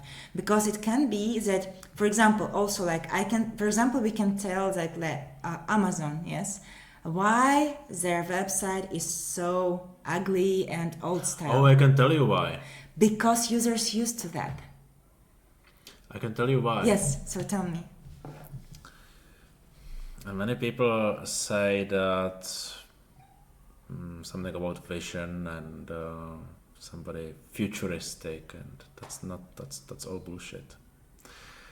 There've been catalogs before, as you may remember. There've been catalogs that you had a lot of, like to buy phones and to buy PCs, and when it was a product launch, there was like launching this product on this day. So there have been queues up front of the shops. So a few smart people said, okay, what if I put it online instead of? So they put the catalog online. The same design, like a print catalog. They just put it there. And people could order, so they reduced the queue. And then they said, okay, so what if we charge them, because some of them no show, so we charge them up front. So they charge them up front, and then they come and take it. And then they said, okay, so what if we deliver it? And then you have Amazon. Then they added categories, filters. Oh, the filters on Amazon sucks. That's horrible. So these e-commerce platforms, and there are many of them, they are just so old. And I think this is my like a theory that young people don't really buy on these platforms, or they don't enjoy to buy on these platforms. Not even I enjoy to buy on Amazon. I don't have any other option here. But I'm actually talking to few companies to which they have some electronic consumer electronics, if they want to launch their business in Portugal online. Because what you can do, or what I feel it's gonna, no, I see that it's going that way, especially with TikTok now launching their e-commerce. Like that's gonna be changing things online. So what is happening? It's that the brands are creating their brand. Yeah. So why, if you are a brand, let's say Apple, why would you go and sell in Portuguese market only through local distributors? Why wouldn't you do it yourself through your online shop? And they do it. They of course have distributors, but they also sell online on their own website and their own app in their iPhones. It's kind of hassle actually to buy something if you are living in a different country than you have set your iPhone for, which I don't understand at all why I cannot send something to different country. I mean, that's Apple is doing a really shitty job about that. But electronics, consumer electronics, the brands will be having their own like headquarter website, their tiny other websites localized on the local markets with their needs, maybe a similar design, maybe a little different because it's gonna fit more to the user persona. And they are gonna be distributing themselves. You have logistics centers today. You can be distributing in very very easy, quickly. You don't have to really operate logistics center if you want to sell anything in any market in Europe. And they will keep all their money because sometimes it's like 20%, sometimes it's 30-40% of the price of that I pay for a laptop that goes to the chain, and the rest goes to the brand, like the Apple. Oh no, Apple, I don't know how much it goes to Apple, but to Samsung or Dell, a lot of money goes to the people that are operating these shops. And if you look on these shops, they have no intentions to change it. Yes, I heard also. And they can't. I believe they can't, because they will lose their business in such case. So They have to die and start over, or they just have to start doing this, doing like localized and niched shops as a different business. So they basically have to handle two businesses if they want to. And I see it. It's happening. I see some big players are doing these things. It's cool to see it. Yeah. Yes, it's true. It's true. I think my theory why I don't do it, and I think I read about that or heard about that, because really that there are users and a lot of them are not young, and they are used to do some things this way. And even if it's not the most efficient way, it's not the most cool way, yes, it's a strange way, but they already know how to do that. And if you will change it, you will lose a lot of users because they will be frustrated. So they can do that easily, but they don't do it on purpose to keep the users. Because users, Of course. yeah, because users are used to how it is, and it's more effective. So you don't need to have new design for them. It will not simplify. It will complicate the things. That's why they are gonna die with their user base dying, and they are gonna die as a business, and then other businesses are gonna be born. Probably, yeah. And I'm really looking forward to it because it's gonna be a lot more work for us as the digital agencies. Because basically, let's say every brand will need a localized shop. That's what I see the future going to. Maybe I'm completely wrong. People just do a lot of predictions, and mostly they are wrong. We will see. Yeah, we will see. But I would bet on this. Yeah. Yeah. I would bet future of my agency on this. Oh, so now I know your secret. Yeah. Okay. It's not a secret. It's just millions of companies that they are gonna work like. You see what is happening all with personal branding. Yeah, you see what is happening with branding itself. How more important is the branding. And if you really see that the big players with the good branding, they all have that. They all have a global presence. They are themselves on the local markets, Yeah. Yeah, I think brand means today a lot. That's true. You will see soon like Apple competitors starting to do that. I don't know why they didn't do it yet. And is it some other thing that I cannot really understand? Like you have all of these brands that have before the Apple ARM processors. So before 2020, they had superior tech inside of it. Was cheaper, sometimes half price of the MacBook, and they've been not able to sell or to become more significant in that market. Of course, some people will prefer. Some people say, okay, I have this laptop, which is way better than the MacBook Pro laptop, and you can boil a coffee on MacBook Pro. But HP and Dell and Samsung, they have really cool stuff. They had them, but they never really cared about the user experience and user buying experience. And I don't even know if you can even buy things online from their website. Even today. It's like I want a new Dell screen. Oh, I would like actually a new Dell screen. Yeah. And probably I'm gonna buy it as twice as expensive Apple screen because it's just easier to order. And I just plug and play and it works, And it's the same screen that I'm looking here, and I'm gonna look on just the main screen that I'm gonna design on.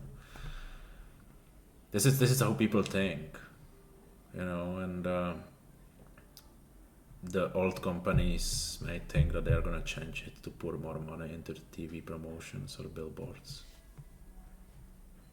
Yeah, I agree. This user experience that's what it comes from Americans, right? That's how this service UX should work, because you should think not only about how to develop the website, but on which platform will users see your website, and which conditions will they do it during the commute, or will they do it sitting on the desktop, how they will consume that product, and that impacts a lot, like on what you should deliver. I think so, yeah. Especially if you're speaking not only about websites but some applications. So yeah, you should. That's why actually I like this personas, etc., because it helps me to understand. I know it's just a theory. Yes, it can be wrong, but at least it can direct you to understand what's the problem. Because I also, when I was studying UX, I had also a curator, and he told me he was from IPAM. I studied like in IPAM. Maybe you heard about this company, and they said that there was, as they explained, the value of UX over UI, why it's not always like the issues in UI, because they explained that there was a problem that they saw by analytics, that the clients go to the paying process, everything goes fine, and then in the last step they don't pay.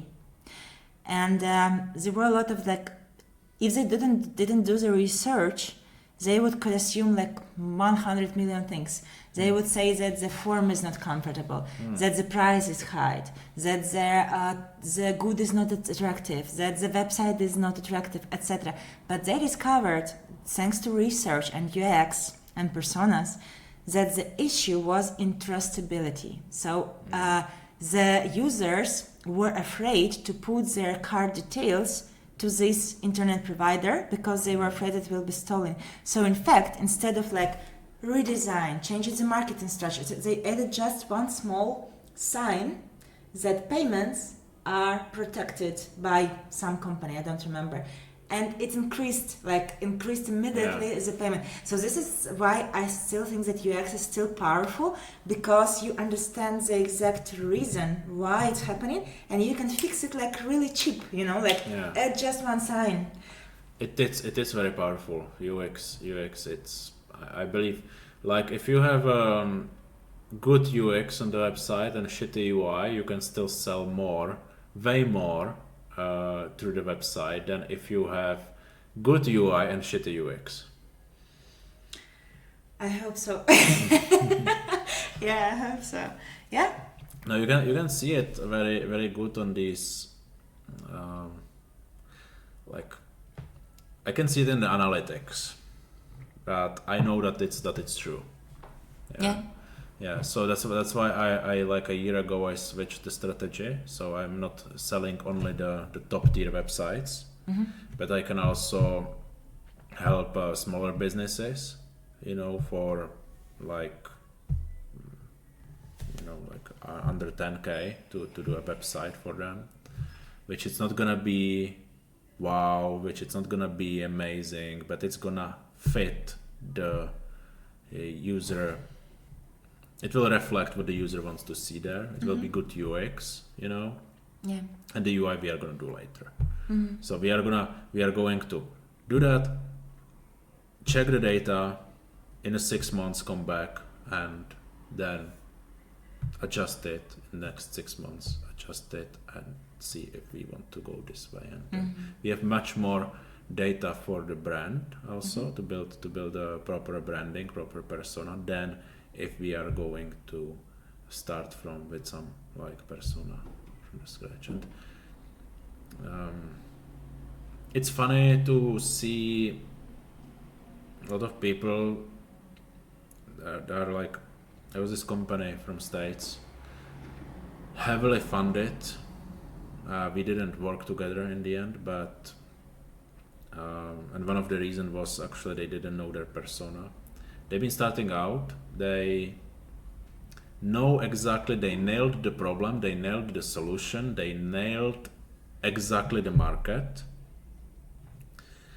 but there was a big problem into the creative part and into the persona part, like how it's gonna, that website talk to them.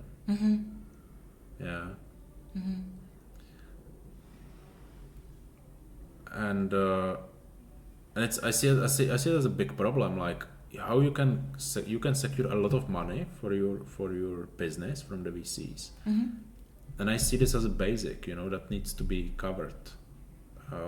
If I would be VC, I wouldn't fund these companies actually, because I would be afraid of the money, because I know as a professional how dangerous it is. It kills the companies, and I've seen it. Yeah, so really nail that, but not really need to do that now. Not really need to do that today. And we are talking about like why we should do big animations, that they will animate something. We are gonna work for 4 months on it, like Apple kind of page. For like talking like big budgets and lot of animations and why we are gonna work for it, but if it may change in 4 months, because it's gonna change in 4 months, and then we are gonna do that again and again. So like grab the data. Then we can talk about the UX and make it better.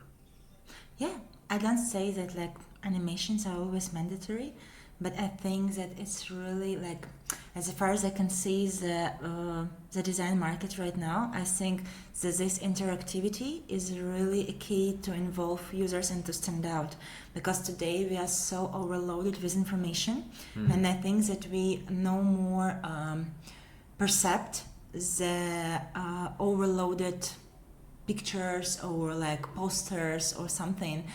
We can adore it and watch and stay, but because of the dynamic of our perception, right, of this TikTok as well, yeah. So we are used to more interactive stuff. So even in TikTok, like you swipe, it's so short. We are more and more need to trigger our attention to stay focused. More dopamine release. Exactly. So, and we are more bored. You can also say, like with Hotjar, that users don't scroll a lot. They mostly like look on the first screen, yes, and like maybe a little bit further, but mostly like first screen and then go.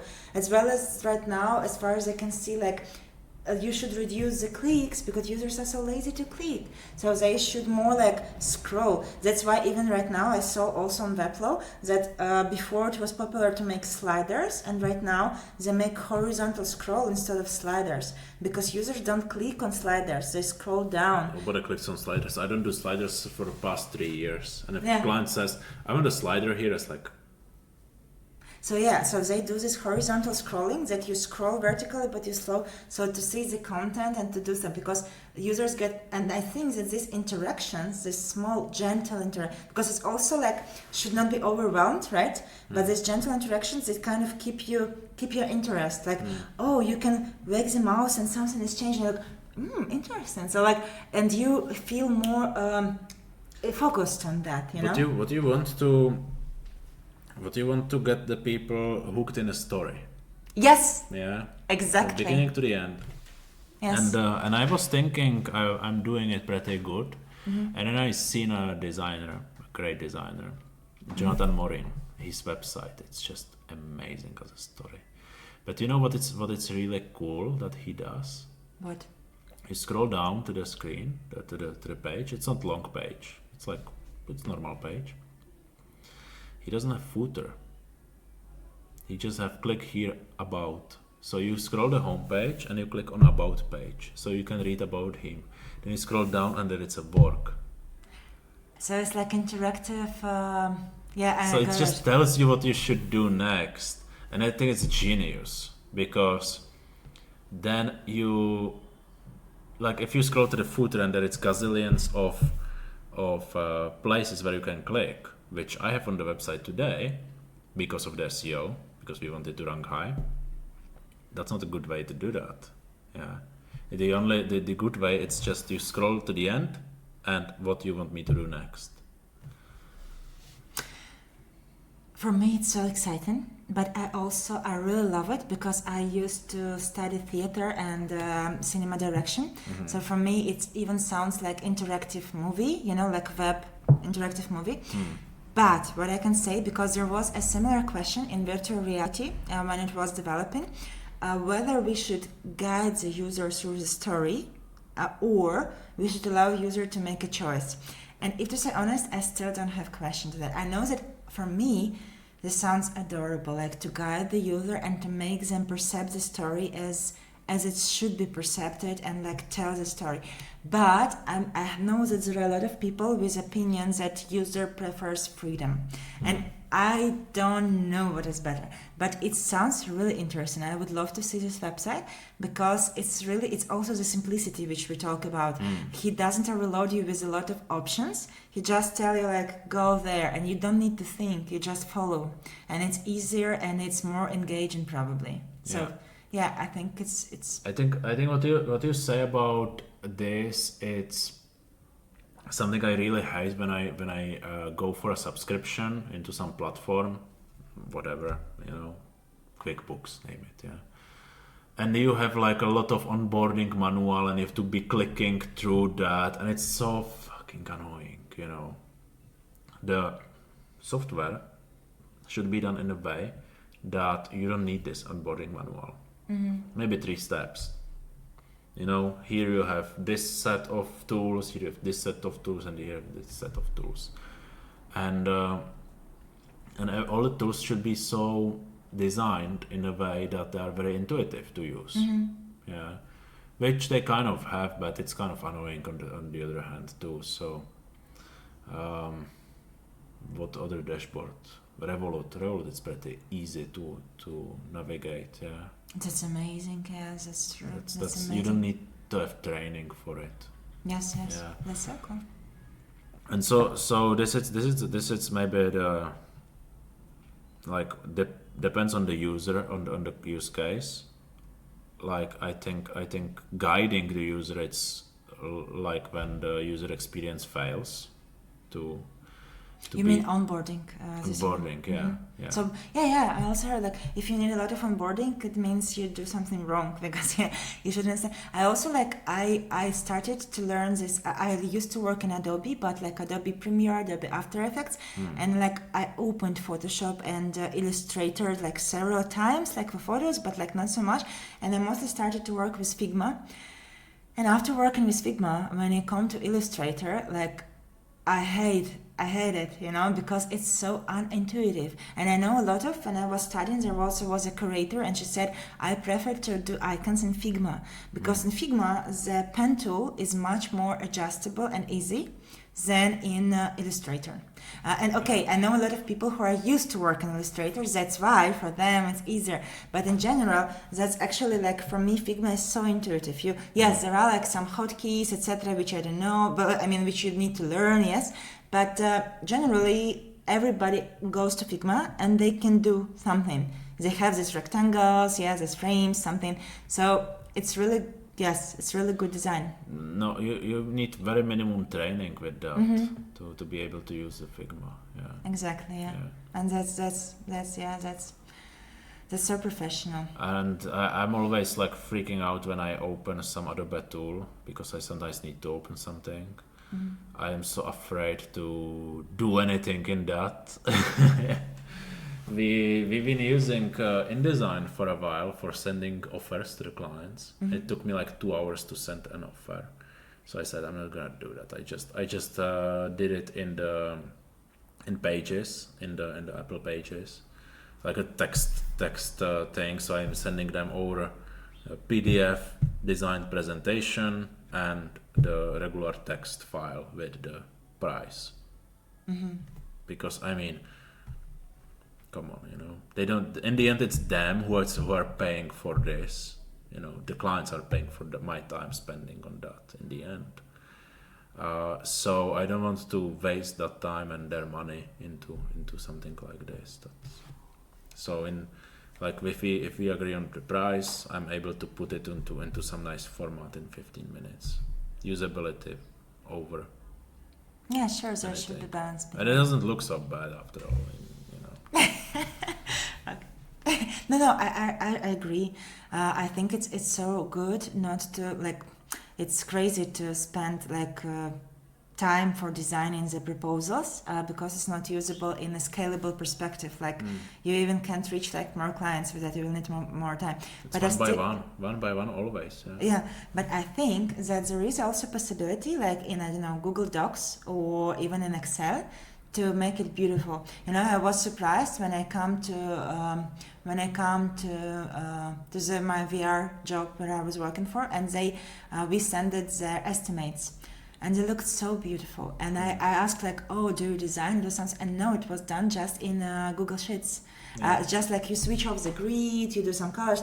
So I think that it's also actually a design job, like to make really maximum of the product, but using the like scalable solution. But for sure, it's not always possible. Yes, you can, because if you have like tasks to do something in, I don't know, like Google Drawings, and you say like, okay, like we can do it in Google Drawings, but like maybe it's not worth it, you know. So so there is also a question, but for proposals for sure I also would go with like Google Docs or Google Sheets or something, because or Pages, because like you're a Mac user, I use Pages sometimes, not so often. I prefer these Google products, but I know that it can be done minimalistic, beautiful, and scalable. Exactly, and I see like on the market there are very few people who knows how to. That's why I say become specialist on something.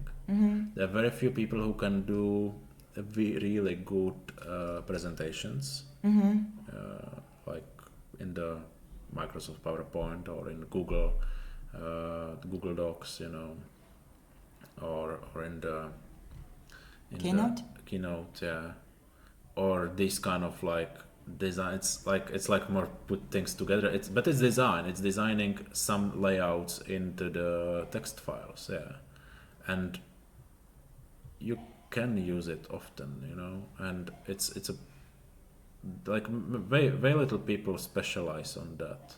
And if you can see, sometimes you can look on YouTube, you will see people who specialize on it. They do miracles, especially with PowerPoint. Like that's just presentation. You just sit and it's like, wow, fucking wow. Cool.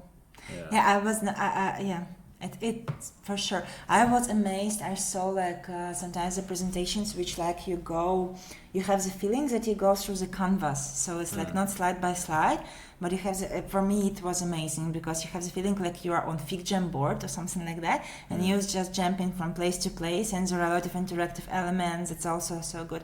But it's also a question like I don't know. It would be interesting to see what wow for you, but I can say that from presentations I also was amazed how it could be done stylish in Google Slides, for example, and easily adjustable for usage of people who are not related to design, for example. So I think there is such power, I'm sure there is, for good designers, as for example my colleagues, which I adore. I think they are really great designers and I'm happy to be part of their team. But I can say that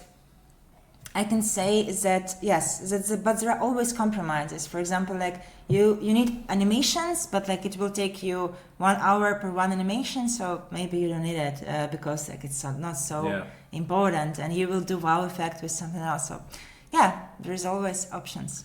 We did our decks in Figma, exported in PDF, and we are adjusting it in PDF. Thinking that we may need it in the keynotes, but we can just export it as images, you know, and have it as images, and then what we can have separate images and then use the animations in there. But, interesting. I will see. But if we do this, I really want to have a badass, you know, like with all of the transitions and. Like you can look on YouTube, like you can see how amazing this can be, like better than any website sometimes. So and if you are like, especially like if you are a speaker, and you go to a conference and you have this kind of animations there, when everybody else has these, like I call it scientific presentations where you have like gazillions of texts and you just read the texts. I think that's a winner. That's a definitely winner because That's emotion. Winner. winner if you have interactions. Yes, yes, yeah. And sure, yeah. Because it catches the people attention. You're more likable, more dopamine spikes, and people like to do business more with you. Yeah, emotionally, because I think that emotions sell always. Yes. Nothing else sells. Parameters don't sell. Emotions, stories, because it releases dopamine. I spent a lot of time listening Andrew Huberman, and actually, like, we are sitting here and talking about it. It's so cool. It's all about that. Yeah, I agree. Yeah, this is science. That's why it's also important I love also. I'm not such designer. I'm interested in psychology, but like it's my, let's say, hobby or something. But I know that some people in UX, they come from like psychological background, and I think it's also really valuable because, in fact, we are kind of designing the experience, and it's also not like a look, but it's like the experience. So we are kind of designing the people perception and how they perceive that, and we guide their attention. So it's I got a social psychology course. Oh really? Yes, and I can say it's really, really great. If you do UX, to have this kind of knowledge, it's amazing. Could you recommend this course? What is the name of, what is this course?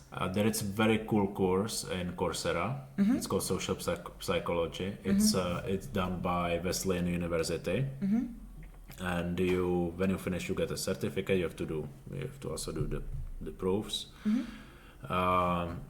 The only thing is that you have to do some at the end. They have like the last module about genders and all of these things. So you have to be politically correct to make sure that you answer correctly. So otherwise you don't get the.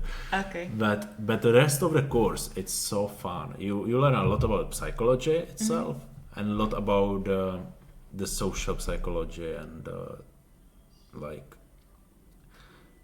a lot of why and a lot of sales, a lot of marketing. It's there, like, explained pretty cool. Surely I should just run it again, the course, because it's amazing. Yeah. Do that. You will improve the UX so much. Yeah, I believe that would be cool. That's true. Psychology rules. And I mean, if you study some school, you can use it as credits also. Yeah. That's so nice. Yeah. Thank you for recommendation. I will search. Maybe, yeah. But like nowadays there is like a lot to learn. And what you spoke also about the specialization, because I have this like attraction to some new things, or like, UX writing, animation, like this. But I also understand, like, so this is a question, like, whether you want to be a generalist and understand a little bit of everything, or you want to specialize. Because really, like, so much things, and I understand that to become a real specialist, you probably should focus, or it is a road to management probably. Because I also believe, in teams, in teamwork, and I believe that there is a proper way to organize a teamwork, and this synergy can benefit more than it will be work of one person, like Leonardo da Vinci, who made like all by himself. I think that big projects are made by teams nowadays. Yeah, I believe so. I don't think you can do. There are few people in the world that they can do it. Great, amazing projects themselves. But I believe it's better to do it in teams. The way how long you are working as a UX designer? I'm working as a UX designer like 2 years and several months, so not so long. Yeah, So I would say just get as good as possible in that, and then take close discipline, like something that's very close to UX. So instead of like eating the piece of salami, like this, just stuff it in your mouth at the same time and try to chew it. Just slice it on smaller pieces, so you can eat just tiny slice of salami instead. Yeah. So you can do that with the UX, and once you see, okay, I have nowhere to go, and I want to change, then you just do that.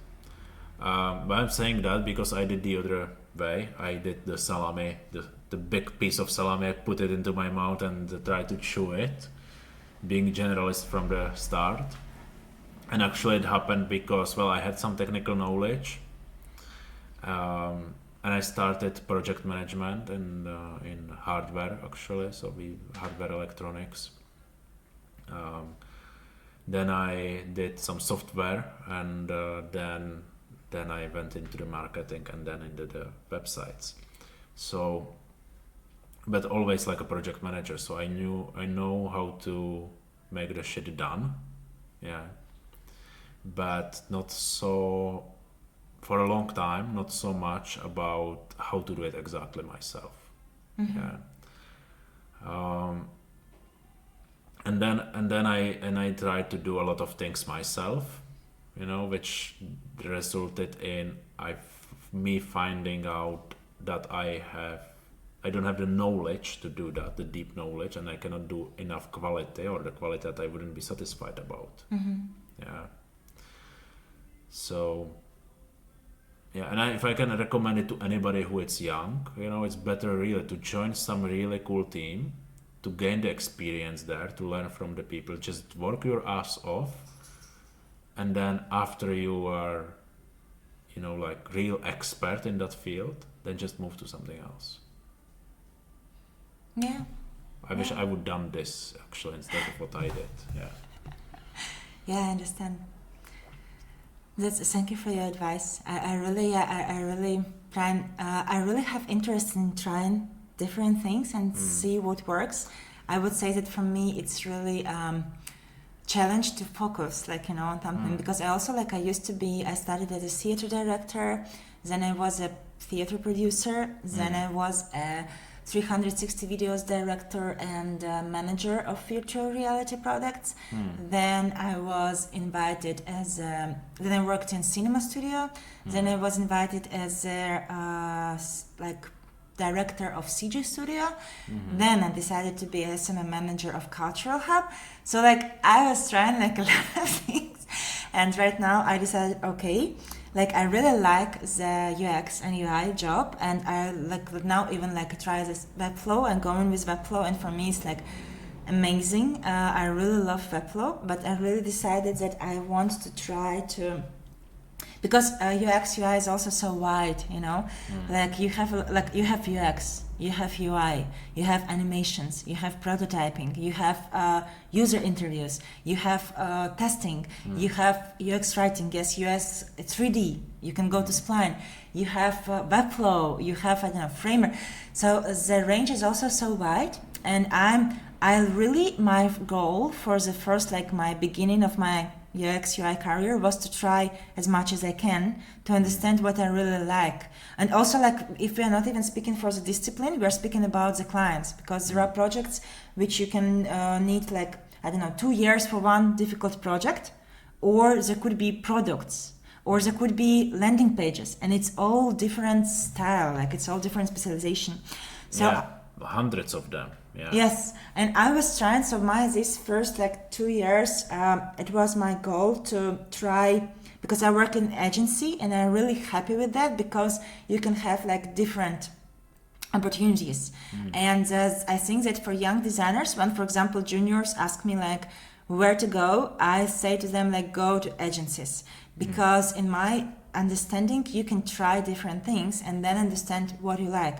Because if you go to work on product from the beginning, you have just one product and you don't really understand if you like it or not, because you have no choice. And so it's a problem if you don't understand what you are doing on a product. In the agency you often have somebody senior who is taking care of you and giving you feedback. That's brilliant. I think I don't have many juniors in my team. I mostly have a seniors. It's not for juniors working with me, and it can be tough also. But where do you see yourself? You say you're thinking about management in ideal scenario. Oh, that's actually, I feel like on one, you know. Like, what are your goals?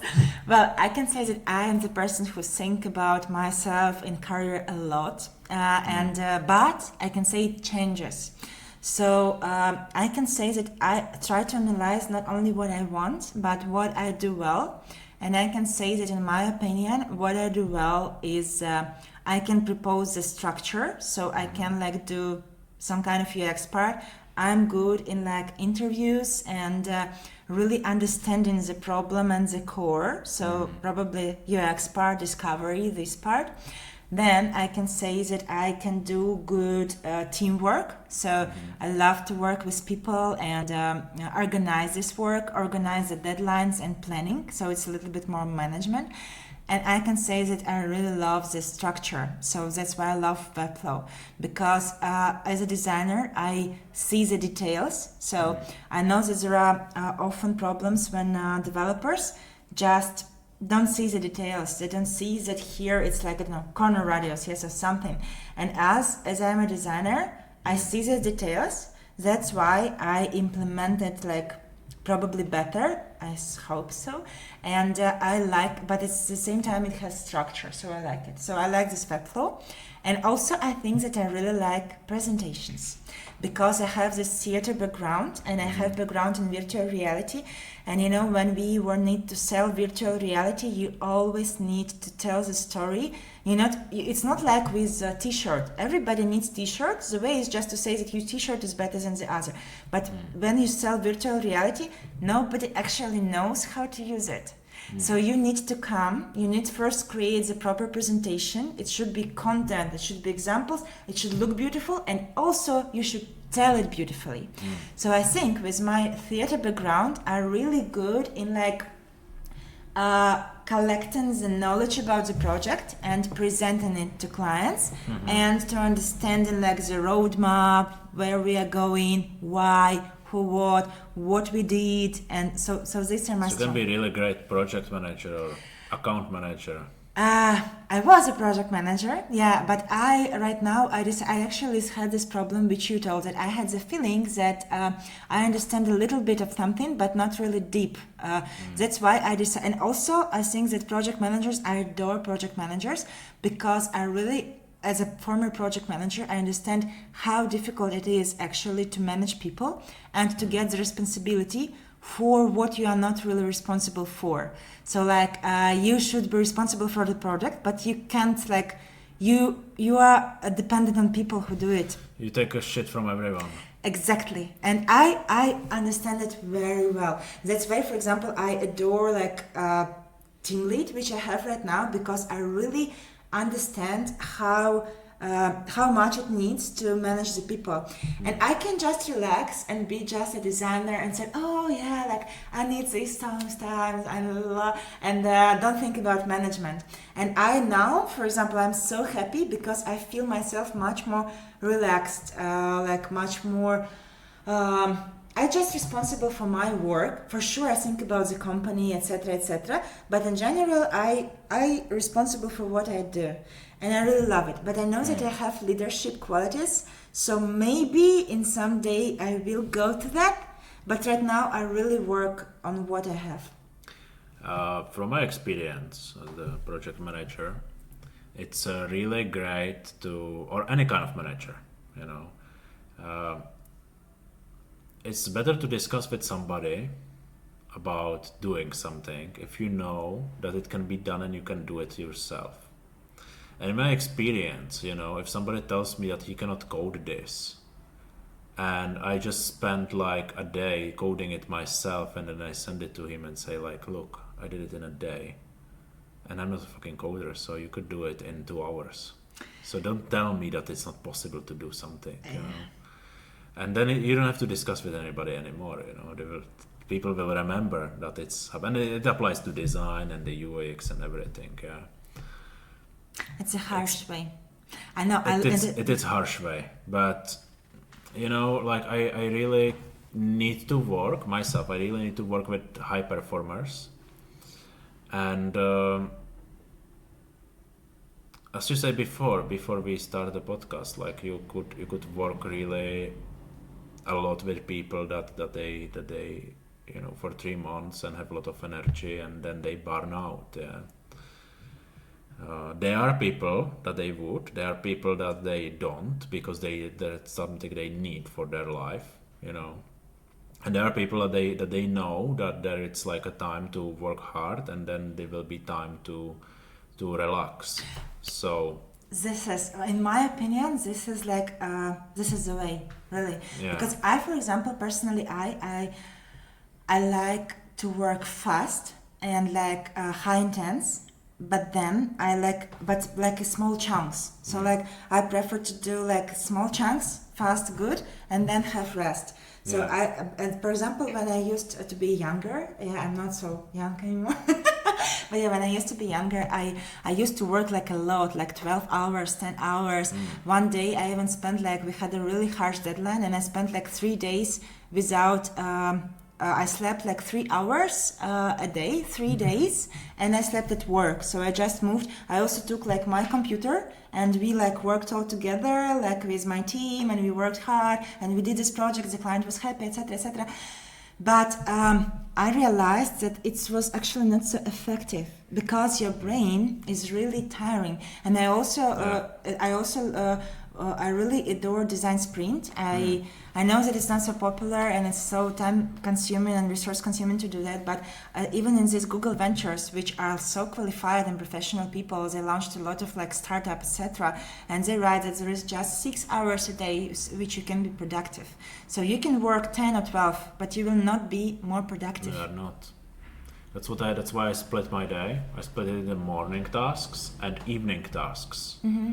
So before lunch, I work and on like things to be done most of the time. And in the evening, I work on the creative things. And in between, I don't work. From lunch to dinner, I go to gym, to jiu-jitsu, or I do reading. I do some writing, I don't do the heavy work because I have to take this pause. That's a good way you found it out. Yeah. It's really. And I can do way more in this day than somebody who will work 12 hours a day. Way more work I can do. Yeah. That's great. Yeah, I think it's really, that's why it's also like really good, this individualistic approach, because really but also I can say that you need discipline for that, right? So I know that there are a lot of issues for freelancers when they go freelance, when you kind of think, okay, like I'm free, but you also need discipline to organize yourself, because when you're just like at home, I don't know, because you're at home and something, okay, if you know that somebody is expecting something from you, you're in communication. For me, it's like stimulating. Yes, I know that, okay, we agreed on some tasks. Yes, I work, I'm okay. But if you're just responsible for yourself, sometimes like, so it's really, probably you're a really like disciplined person, for sure. But I know that it's also like, for some people it can be an issue. For some, no, it gives you more freedom. So I think this approach is really individualistic and it's really cool. We can pay attention to that and discover the most effective way for ourselves. That's why I think people are pushing going back to the offices, because people are not disciplined enough to do their shit. I think so, but I know for sure that for some people, for example, also like there are different temperaments, right? For example, like I also like sometimes to communicate at work, yes, and it doesn't distract me much, yes. I can even sometimes like I like, if I need to do some stuff for myself also, for example, I can go to cafe and I concentrate well, because I'm such type of person. I see a lot of distractions and it's not distract me, it stimulates me. In the noise. And the noise, yes. And I focus, I'm okay. But I know that some people, they're so distracted. And when they come to work, there are a lot of triggers in the office and they need to pay a lot of attention to concentrate, which they can do much better at home. So that's why I think it's really individualistic, and it would be really cool, because also because about this personal stuff, yes. I was so harsh when I was young as a manager, and now like I not regret, but I would use a different style, and I'm learning it right now. Like I'm observing and I adore it and learning. Sometimes I still like to be harsh, and like I understand it very well and it works, but I'm not sure if it's it's the right long term way. But I can say what you said about it can be done. I also right now, because I started to do it in Webflow, so sometimes now when I do design and I have front enders, I also sometimes like can say like, are you sure you can't do that? Because maybe we can do it like that. So you see the opportunities, but it's not always. Sometimes it's demotivating people. So sometimes it's work like that. Some people are stimulating by that, and they say like, oh wow, this girl, she's not coder and she did it, so I can do it. And some people they will say, okay, if you want, do it by yourself. So I think it's also very individual. I think like the cross discipline really makes difference. I've been working for quite some time with a designer. She was really good on the UI. She sucked at UX, so I did the UX, she did the UI, and then she came with animations, and and then I was with the Webflow team, and it's like, okay, we do this and that, and they look at me and say like, look, I don't know if we can do this in Webflow. And she said, yeah, but you can do that because you use this library and this library. I'm just sending it to you, I say like, wow, that's a real deal. So if she says that we can do it, that you can do it somehow, well, we have to do it somehow. Yeah. Yeah. Yeah, that's true. This approach is really working. Yeah, but yeah, and I mean, but there are different approaches. So it's really that's why I also adore like management and leading, because you really need to be like specific to different people, because your team can consist of totally different people, because some are the same thing can be frustrating for one and inspiring for other. Yeah. So that's a real art to be like a leader, to be a manager, to be someone who actually collects all these different people together and makes them deliver some stuff. Especially if you're speaking with the same brand voice, yes, it's also like real work, and I really appreciate people who do that. That's for sure. Yeah. It's a hard job, yeah. Yeah. I know. And I know that a lot of people who didn't work in management, they think, oh, what actually managers do? Like, they just like controlling me, they just like sending something, and like, but it's like, oh, hey guys, like there's a lot of work. It's really, I understand it. Yeah. Yeah, you can sometimes don't understand what they are doing, and yeah. As a manager, you can also do a lot of things, better and make big impact on everyone's work, It's really, it's really fun work. Yeah, but you had also be like special mindset for that, so it's cool if you like it. That's true. I actually like it less and less the older I am.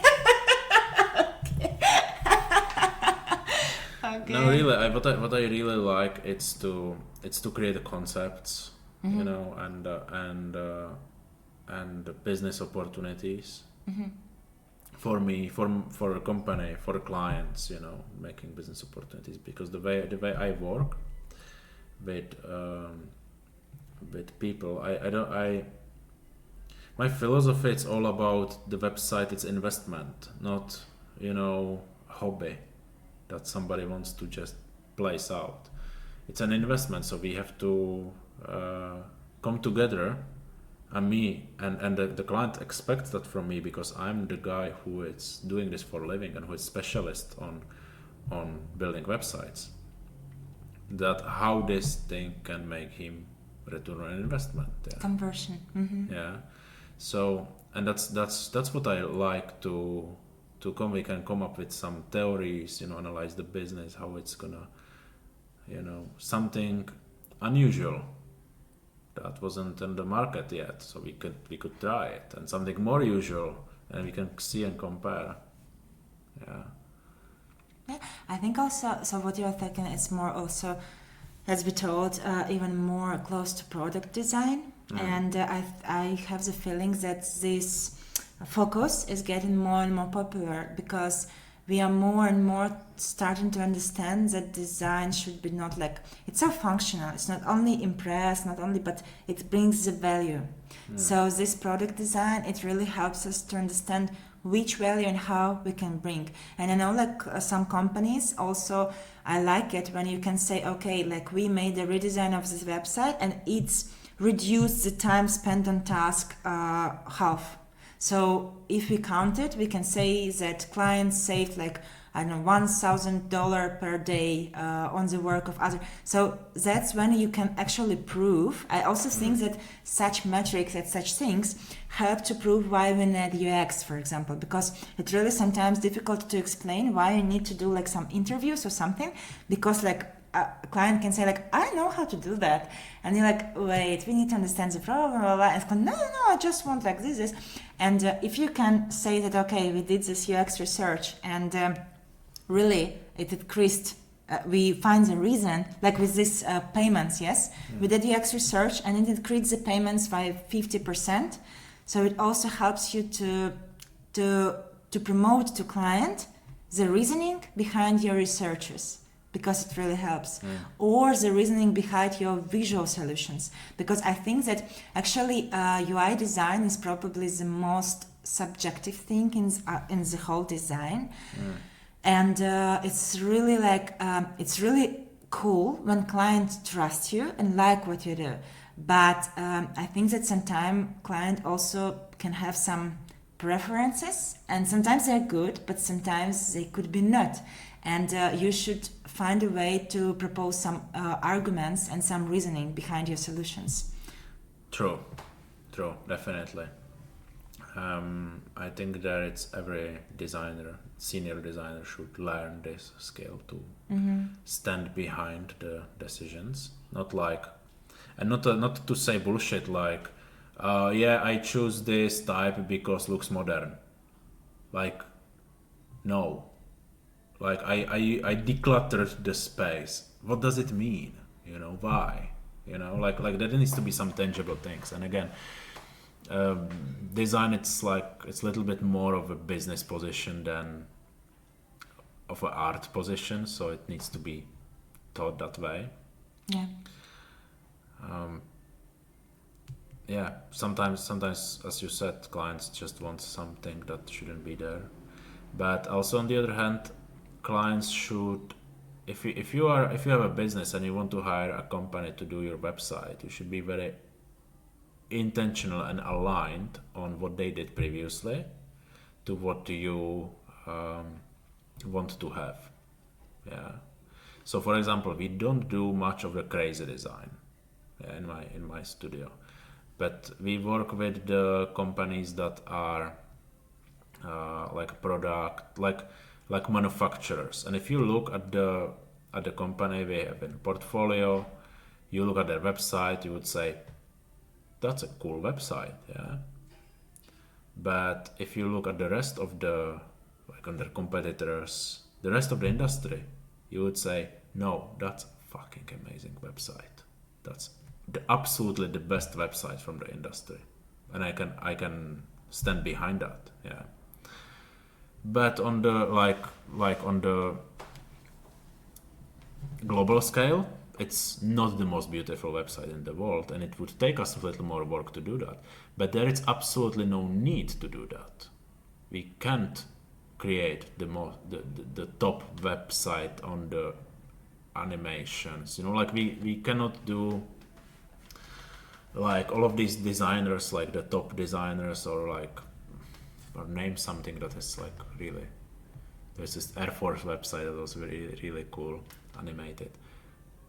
Because people will not buy on that site, and you want them to buy. You want to be back familiar with what they are used to. So it's modern, yeah, but it still has the grid structure, which is broken time to time on purpose, yeah, to look a little bit different. But it holds the structure overall, which it's familiar. Well, for sure, all these animations, as we can see on Apple, for example, they should be really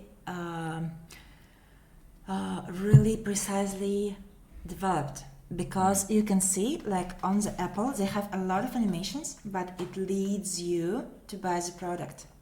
Yeah. So for sure, when you are choosing what you will animate and what you will do, it should not only distract you and entertain you, but lead to the goal. So it should be, I think there should be the border between entertaining you so that you would not get bored and leave the website, but you should be leaded to this, I don't know, button or call to action or form. I hate forms, for example, but okay, but some, or call, yes, but something. What is your CTA? For sure, it should be there. If you're speaking about the landing pages here or some websites, and if you're speaking about the web applications, like it should be also helping you to solve your tasks. So that's why I also ask like for who you are targeting, like for the audience, because if you want to target, for example, the big companies which make like B2B financial solutions, they don't need these animations. They just need simple structure. Good forms because they use it a lot, like high performance because people will not wait while all these animations load. But if you are targeting to, I don't know, some performance artistic websites or I don't know, digital agencies, or cinema studios, they need to entertain, they need to keep users' attention. So that's why, in my opinion, this understanding of your target audience, I know that by creating your brand voice, you can also form your audience, yes? So if you will create some, I don't know, highly interactive, attractive website, probably these so big companies, if it will be like so, I don't know, with bright colors, 3D models and a lot of animations, probably some guy who is looking for some trustable financial application. I'm speaking not about like cryptocurrency, but like, I don't know, bank, and some a conservative bank, yes? Probably they would choose somebody who go with something like gray colors, clean fonts, That's like, fine for me. I have a banks on the blacklist, so. So that's why it's important. You see, it's important to see who you are targeting to, because also, Well, I know exactly who I'm targeting, and I know exactly. I interviewed that person. I did a love letter framework that I developed. So I actually know why I'm doing that. Yeah. That's cool. Yeah. I just know that I'm not so aligned today the website with the target persona, and I should do a little more about that, and I'm doing so. But I know very very well what kind of people I want to work with, and I don't care to work with anybody else because it's just a pain in the ass. And that's so cool, because that's amazing. I think that's the same like with the career, that's why also like I'm thinking you need just to understand what you like, what you're good at, where you benefit, like align all that and target on that. Because I think that even like, I think we can see the successful people, there is a lot of luck for sure, but also like you can be talented cleaner. I don't know, if you're a good cleaner, yes, you can also get a lot of money. You can stand out. I don't know. You can do that. And if you're a good, I don't know, gardener, you also will be like paid well. So it's really the point of understanding your strong points, your target audience, etc., and working on that. I think you can benefit. You can find your niche and work with that. And today, in today's world, if you will be specialist in one niche, I think you can be. For example, there is maybe it's not so fun. I think this it's. The niche, it's somehow broken for several people or reasons, like I know agencies, marketing agencies that are working only for roofing companies in Louisiana. And it's amazing. They just like they have multi-million-dollar business. But sometimes it is not so straightforward, the niche, and the niche doesn't need to be roofing companies or IoT businesses or fintech. I mean, everybody works for fintech, everybody works for blockchain startups, So I chose the niche that it's a particular type of founder. Yeah. So futuristic visionaries. And yeah, and it doesn't mean that needs to be. It could have like electronics, like that's like, or like physical products, or it doesn't need to be. Yeah, I better work with the products, physical products, because I really love 3D animations on the websites. But it can be professional coach, or it can be a podcaster, somebody that has a great message to say. Because I believe that if somebody has a great message to say, and you see lately what it's happening with banning people on YouTube, and so people are leaving YouTube, they go to Rumble or their own platforms. I think there's a lot of need for them to have their own platform, and there are many reasons why. There are people like, who was that? Jordan Peterson. What is being cancelled all the time, and he is a great person who is doing amazing job helping people with their shit in their head. So that's people that they inspire me. I really want to work with positive minded people, where it's like trust, where they are like trustworthy people, where they are futuristic, where they are like driving to do something because it's morally good. I think that's something that unifies all of them, that they have like this higher purpose, yeah, than just to start a roofing company because I want to make money. And there's nothing wrong about it, because a lot of people need to feed their family and everything. But it's just the people I want to be around. I understand it very well. Yeah. That's true. And there are millions of them. That's the thing. It's not just like few. No, there are millions of people like that, and they all need websites, and brand. That's a good goal. Yeah. Yeah. Really good goal. All right, should we wrap it up? Yeah, probably. We are 3 hours. Okay. Yeah. So we are almost like Joe Rogan. I think. You're making the competition. Yes, well, thank you. Thank you for inviting me. Thank you for involving me in your initiative. It was really a pleasure to speak to you, and really interesting to hear your opinion and to understand how it goes with like creating the business here and how it goes with Webflow. And I'm really, really inspired by what you said with this futuristic mindset and fanatics and etc. I also have this feeling, but yeah, I'm like, a little bit. I was like also harsh before, and I think that sometimes people who just need money, for example, I was so frustrated by working with them, but I then thought that I can benefit by having them, and like there is nothing bad, they want money, I just know how easily motivate them. But sometimes they also can do some good stuff, even if they don't have such ambitions and motivations. Sometimes like you can have them, but for sure it's not so inspirational. I understand it's a little bit frustrating when you do something for your life, when you see it as a mission, and then you have somebody who like comes for money. It's like it's a little bit frustrating. I understand it. And I'm not a guy.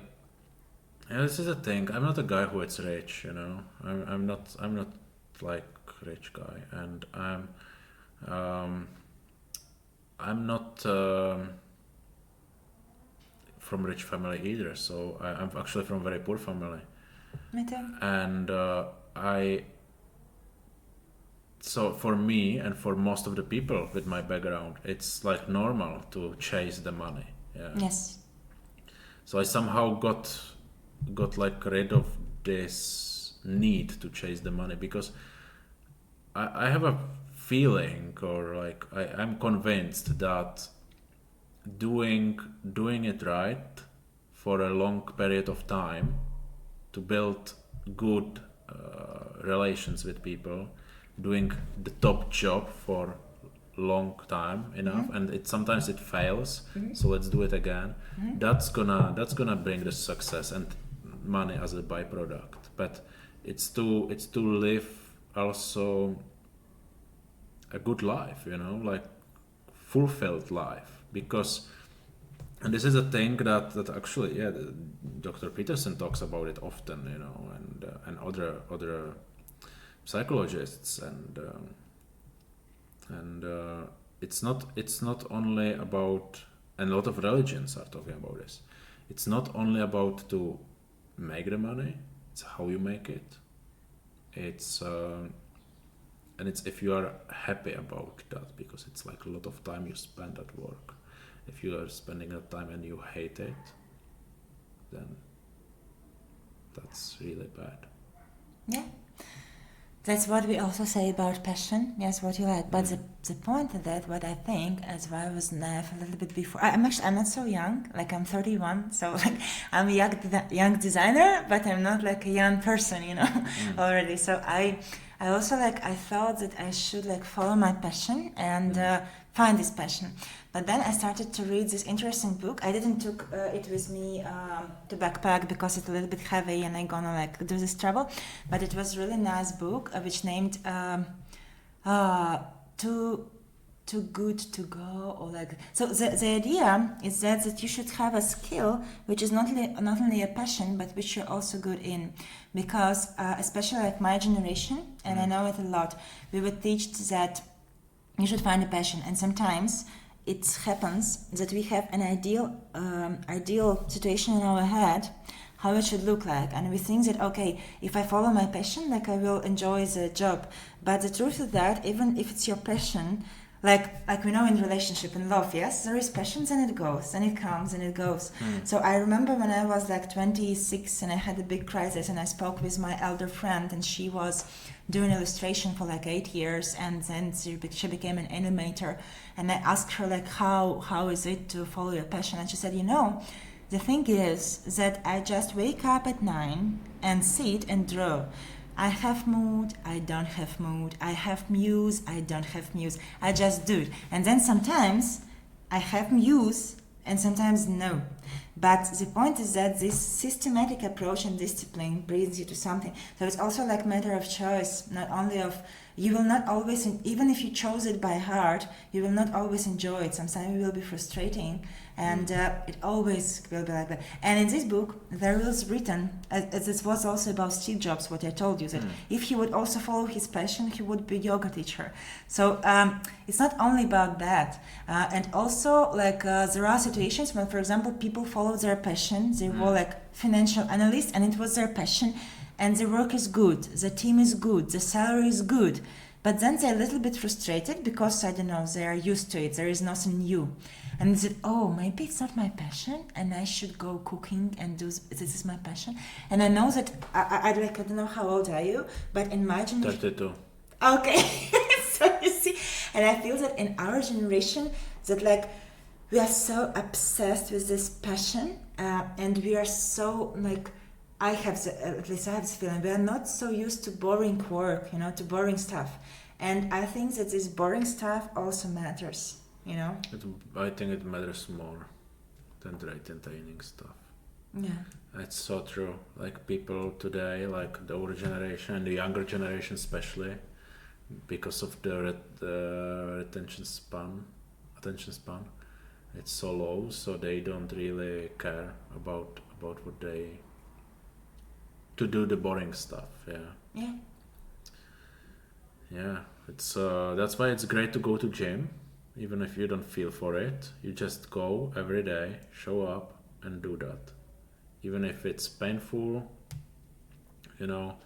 even if you have a hangover, you just go to the gym and do that, and you will feel better.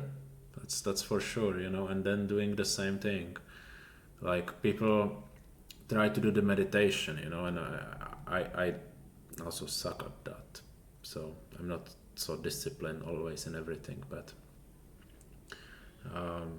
so if I do meditation every day, I don't like it, but I'm sitting there on the meditation chair and I'm just sitting there for this 45 minutes. you know, to just keep the momentum of the sitting there. And then it starts to flow and work, yeah.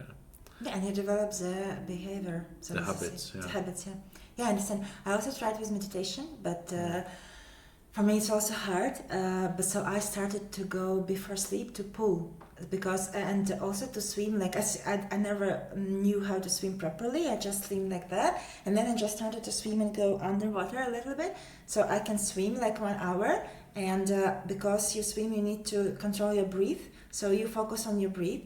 Also, my thoughts are flying, but still, like you focus on your breath, you do the movement. For me, it's like meditation. I feel, and also because of water, I feel much more relaxed and like your head is cleaned. And that's also one of the reasons why I go to Camino. to just a little bit like do some simple stuff, to carry about some simple stuff and clean your brain. That's really cool. But the last thing which I wanted to say before I go, that I also like was convinced that if you do the right thing, the success, kind of money, etc., should come to you. So I can say that I'm really career-oriented person, and I always was like that. I was always thinking how to, like, do more in career, how to. I was ambitious, etc. But I never thought about money. I thought that it should come as addition. So I'm careeristic, but I was not focused on money. And what I discovered that actually sometimes it works, but not always. That actually nowadays you should also sell yourself, because especially with girls, because I know also from boys that sometimes they do the same work and they get like too much more paid. Not only because they're boys, not only because of it, but because boys come and say, listen, I will not work for this money. And then you say like, okay, let's discuss it. And girls come and say, oh, I'm not so good, I don't know, maybe, is it salary okay? And that's how it works. Oh yeah, that's true. Yeah. That's true. I was talking about it in the meetup actually when we met. It said like somebody asked me how much I pay people, and I say I pay people as much as they ask me to be paid, you know, and I put them into the database. I send a contract with them, NDAs, so we have all the paperwork, and then they wait for the job, because I'm not starting with the people like, hey, you are gonna full-time employee and let's roll. No, they are starting small tasks, one by one, and we build the trust over a long period of time and see the consistency, you know, and drive of them. But my interest is to work with you know, people on the long run, not just like a lot of different people. So and then I have these people, and somebody says, okay, I want 30 per hour. The other says, I want 150 per hour. Cool, no problem. The difference is that there are way less projects for the 150 per hour guy. I can afford to pay him than for 30, you know. And of course it's a free market, so I choose myself who can do the best job for which money. Yeah. And they are not, it's not only the variability of the money, so it's not like who is going to do it cheaper, but who is also better fit for that. And Optimal. yeah, it needs to be optimal. But overall, like the less money, the more work you have. Sometimes people don't care about more work and they care about less work. It's fine, and they are more rested and to get a new work. But sometimes people are just obsessed with work and they just like to work a lot, so they get lower pay per hour, but they earn the same money or even more money. And I know that I'm gonna hire them all the time, because if you're obsessed and you are my cheaper choice, you are always gonna be that person I'm going to go for. And every company who is hiring, you know, people like agencies, they are gonna do the same. It's just a free market. So we are often in Europe playing this like socialist game in the between like agency owners and the employees, which don't reflect the actual work environment or like the market environment. And it's so sad, you know. and it's true that people should just have their negotiation skills, and often what is happening with the negotiation skills, it's a good book, Never Split the Difference by Chris Voss. I didn't hear. Can I? Yeah, just annotate We're not it. recording anymore. I'm still recording it. Okay, because I wanted to ask you to tell me all this stuff because you thought about the website of some Jared somebody. I wanted to which is saying the last thing is about, like which is I will tell you. So but I just want to finish this. So this is the thing. Like if you want more money from somebody, you have to come with a deal. You know, like here it's a deal. You know, I'm gonna cost this money, and you are gonna have that money. There's a friend here, and she said like, hey, you know, you have the agency. Okay, I'm gonna work for you, but you're gonna pay me $1 million. I said, cool, I'm gonna do that. You're gonna make me $10 million. Oh, I don't know. It's like, you think I'm just gonna subsidize you or what? Yeah, you're gonna make me $10 million. You're gonna get $1 million. That's how it's gonna work. If you want $1 million, why not? Oh, I can do my own agency. Good luck. Yeah, sure. Yes, you should bring the value. I think this is really important to understand. That's why I also say to sell yourself. I mean, not advertise, but sell. Because you also, when you're speaking about like price, I'm not saying that you should come and say, oh, I want like $1 million because like I'm nice or something. But you can say, hey, I can come to your to your agency, and I can do this, that, and that, and I want for this money. So you should understand, and also you should understand which value you should bring to this company, because if you go to company who work with complex financial application, you shouldn't come to them and say like, oh, I do you a fancy animated website. Like it's not what they're gonna pay for. Yes. Yeah. So it's really important to sell yourself, to understand what you bring and which money it can cost. That's and it's a little bit problem of in Europe, because people in Europe are not used to do the sales. They are not used to sell themselves. But this is the way actually I go to. I knock on the doors on any company, and that's how I sell my agency services. That's great. Yeah. I never had experience of selling such services. Yeah, but because you have to create that, like I mean. People are always saying like, getting like I get so many emails from everybody, from a lot of people every day, like, I want to work for you, or I want to do this and schedule a call here. No, I just answer no thanks. And sometimes I hire some people from these cold emails because they have a little bit better opening, but they have some deal for me. There is something in it for me. Mm-hmm. Yeah, I say, okay, that's interesting. I click on I say, oh, okay, he knows, she knows how to design things. All right, I'm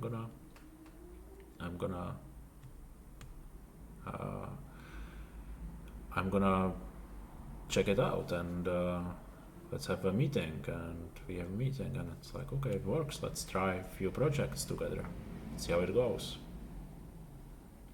Yeah, I see. It's really important to understand that you should bring the value, even in email. Yeah. So tell me all the things. Tell me the name of this website which you mentioned, like which has this guided structure. Joe. Okay, I will. Let's finish up this thing, and I will go and give you all the things.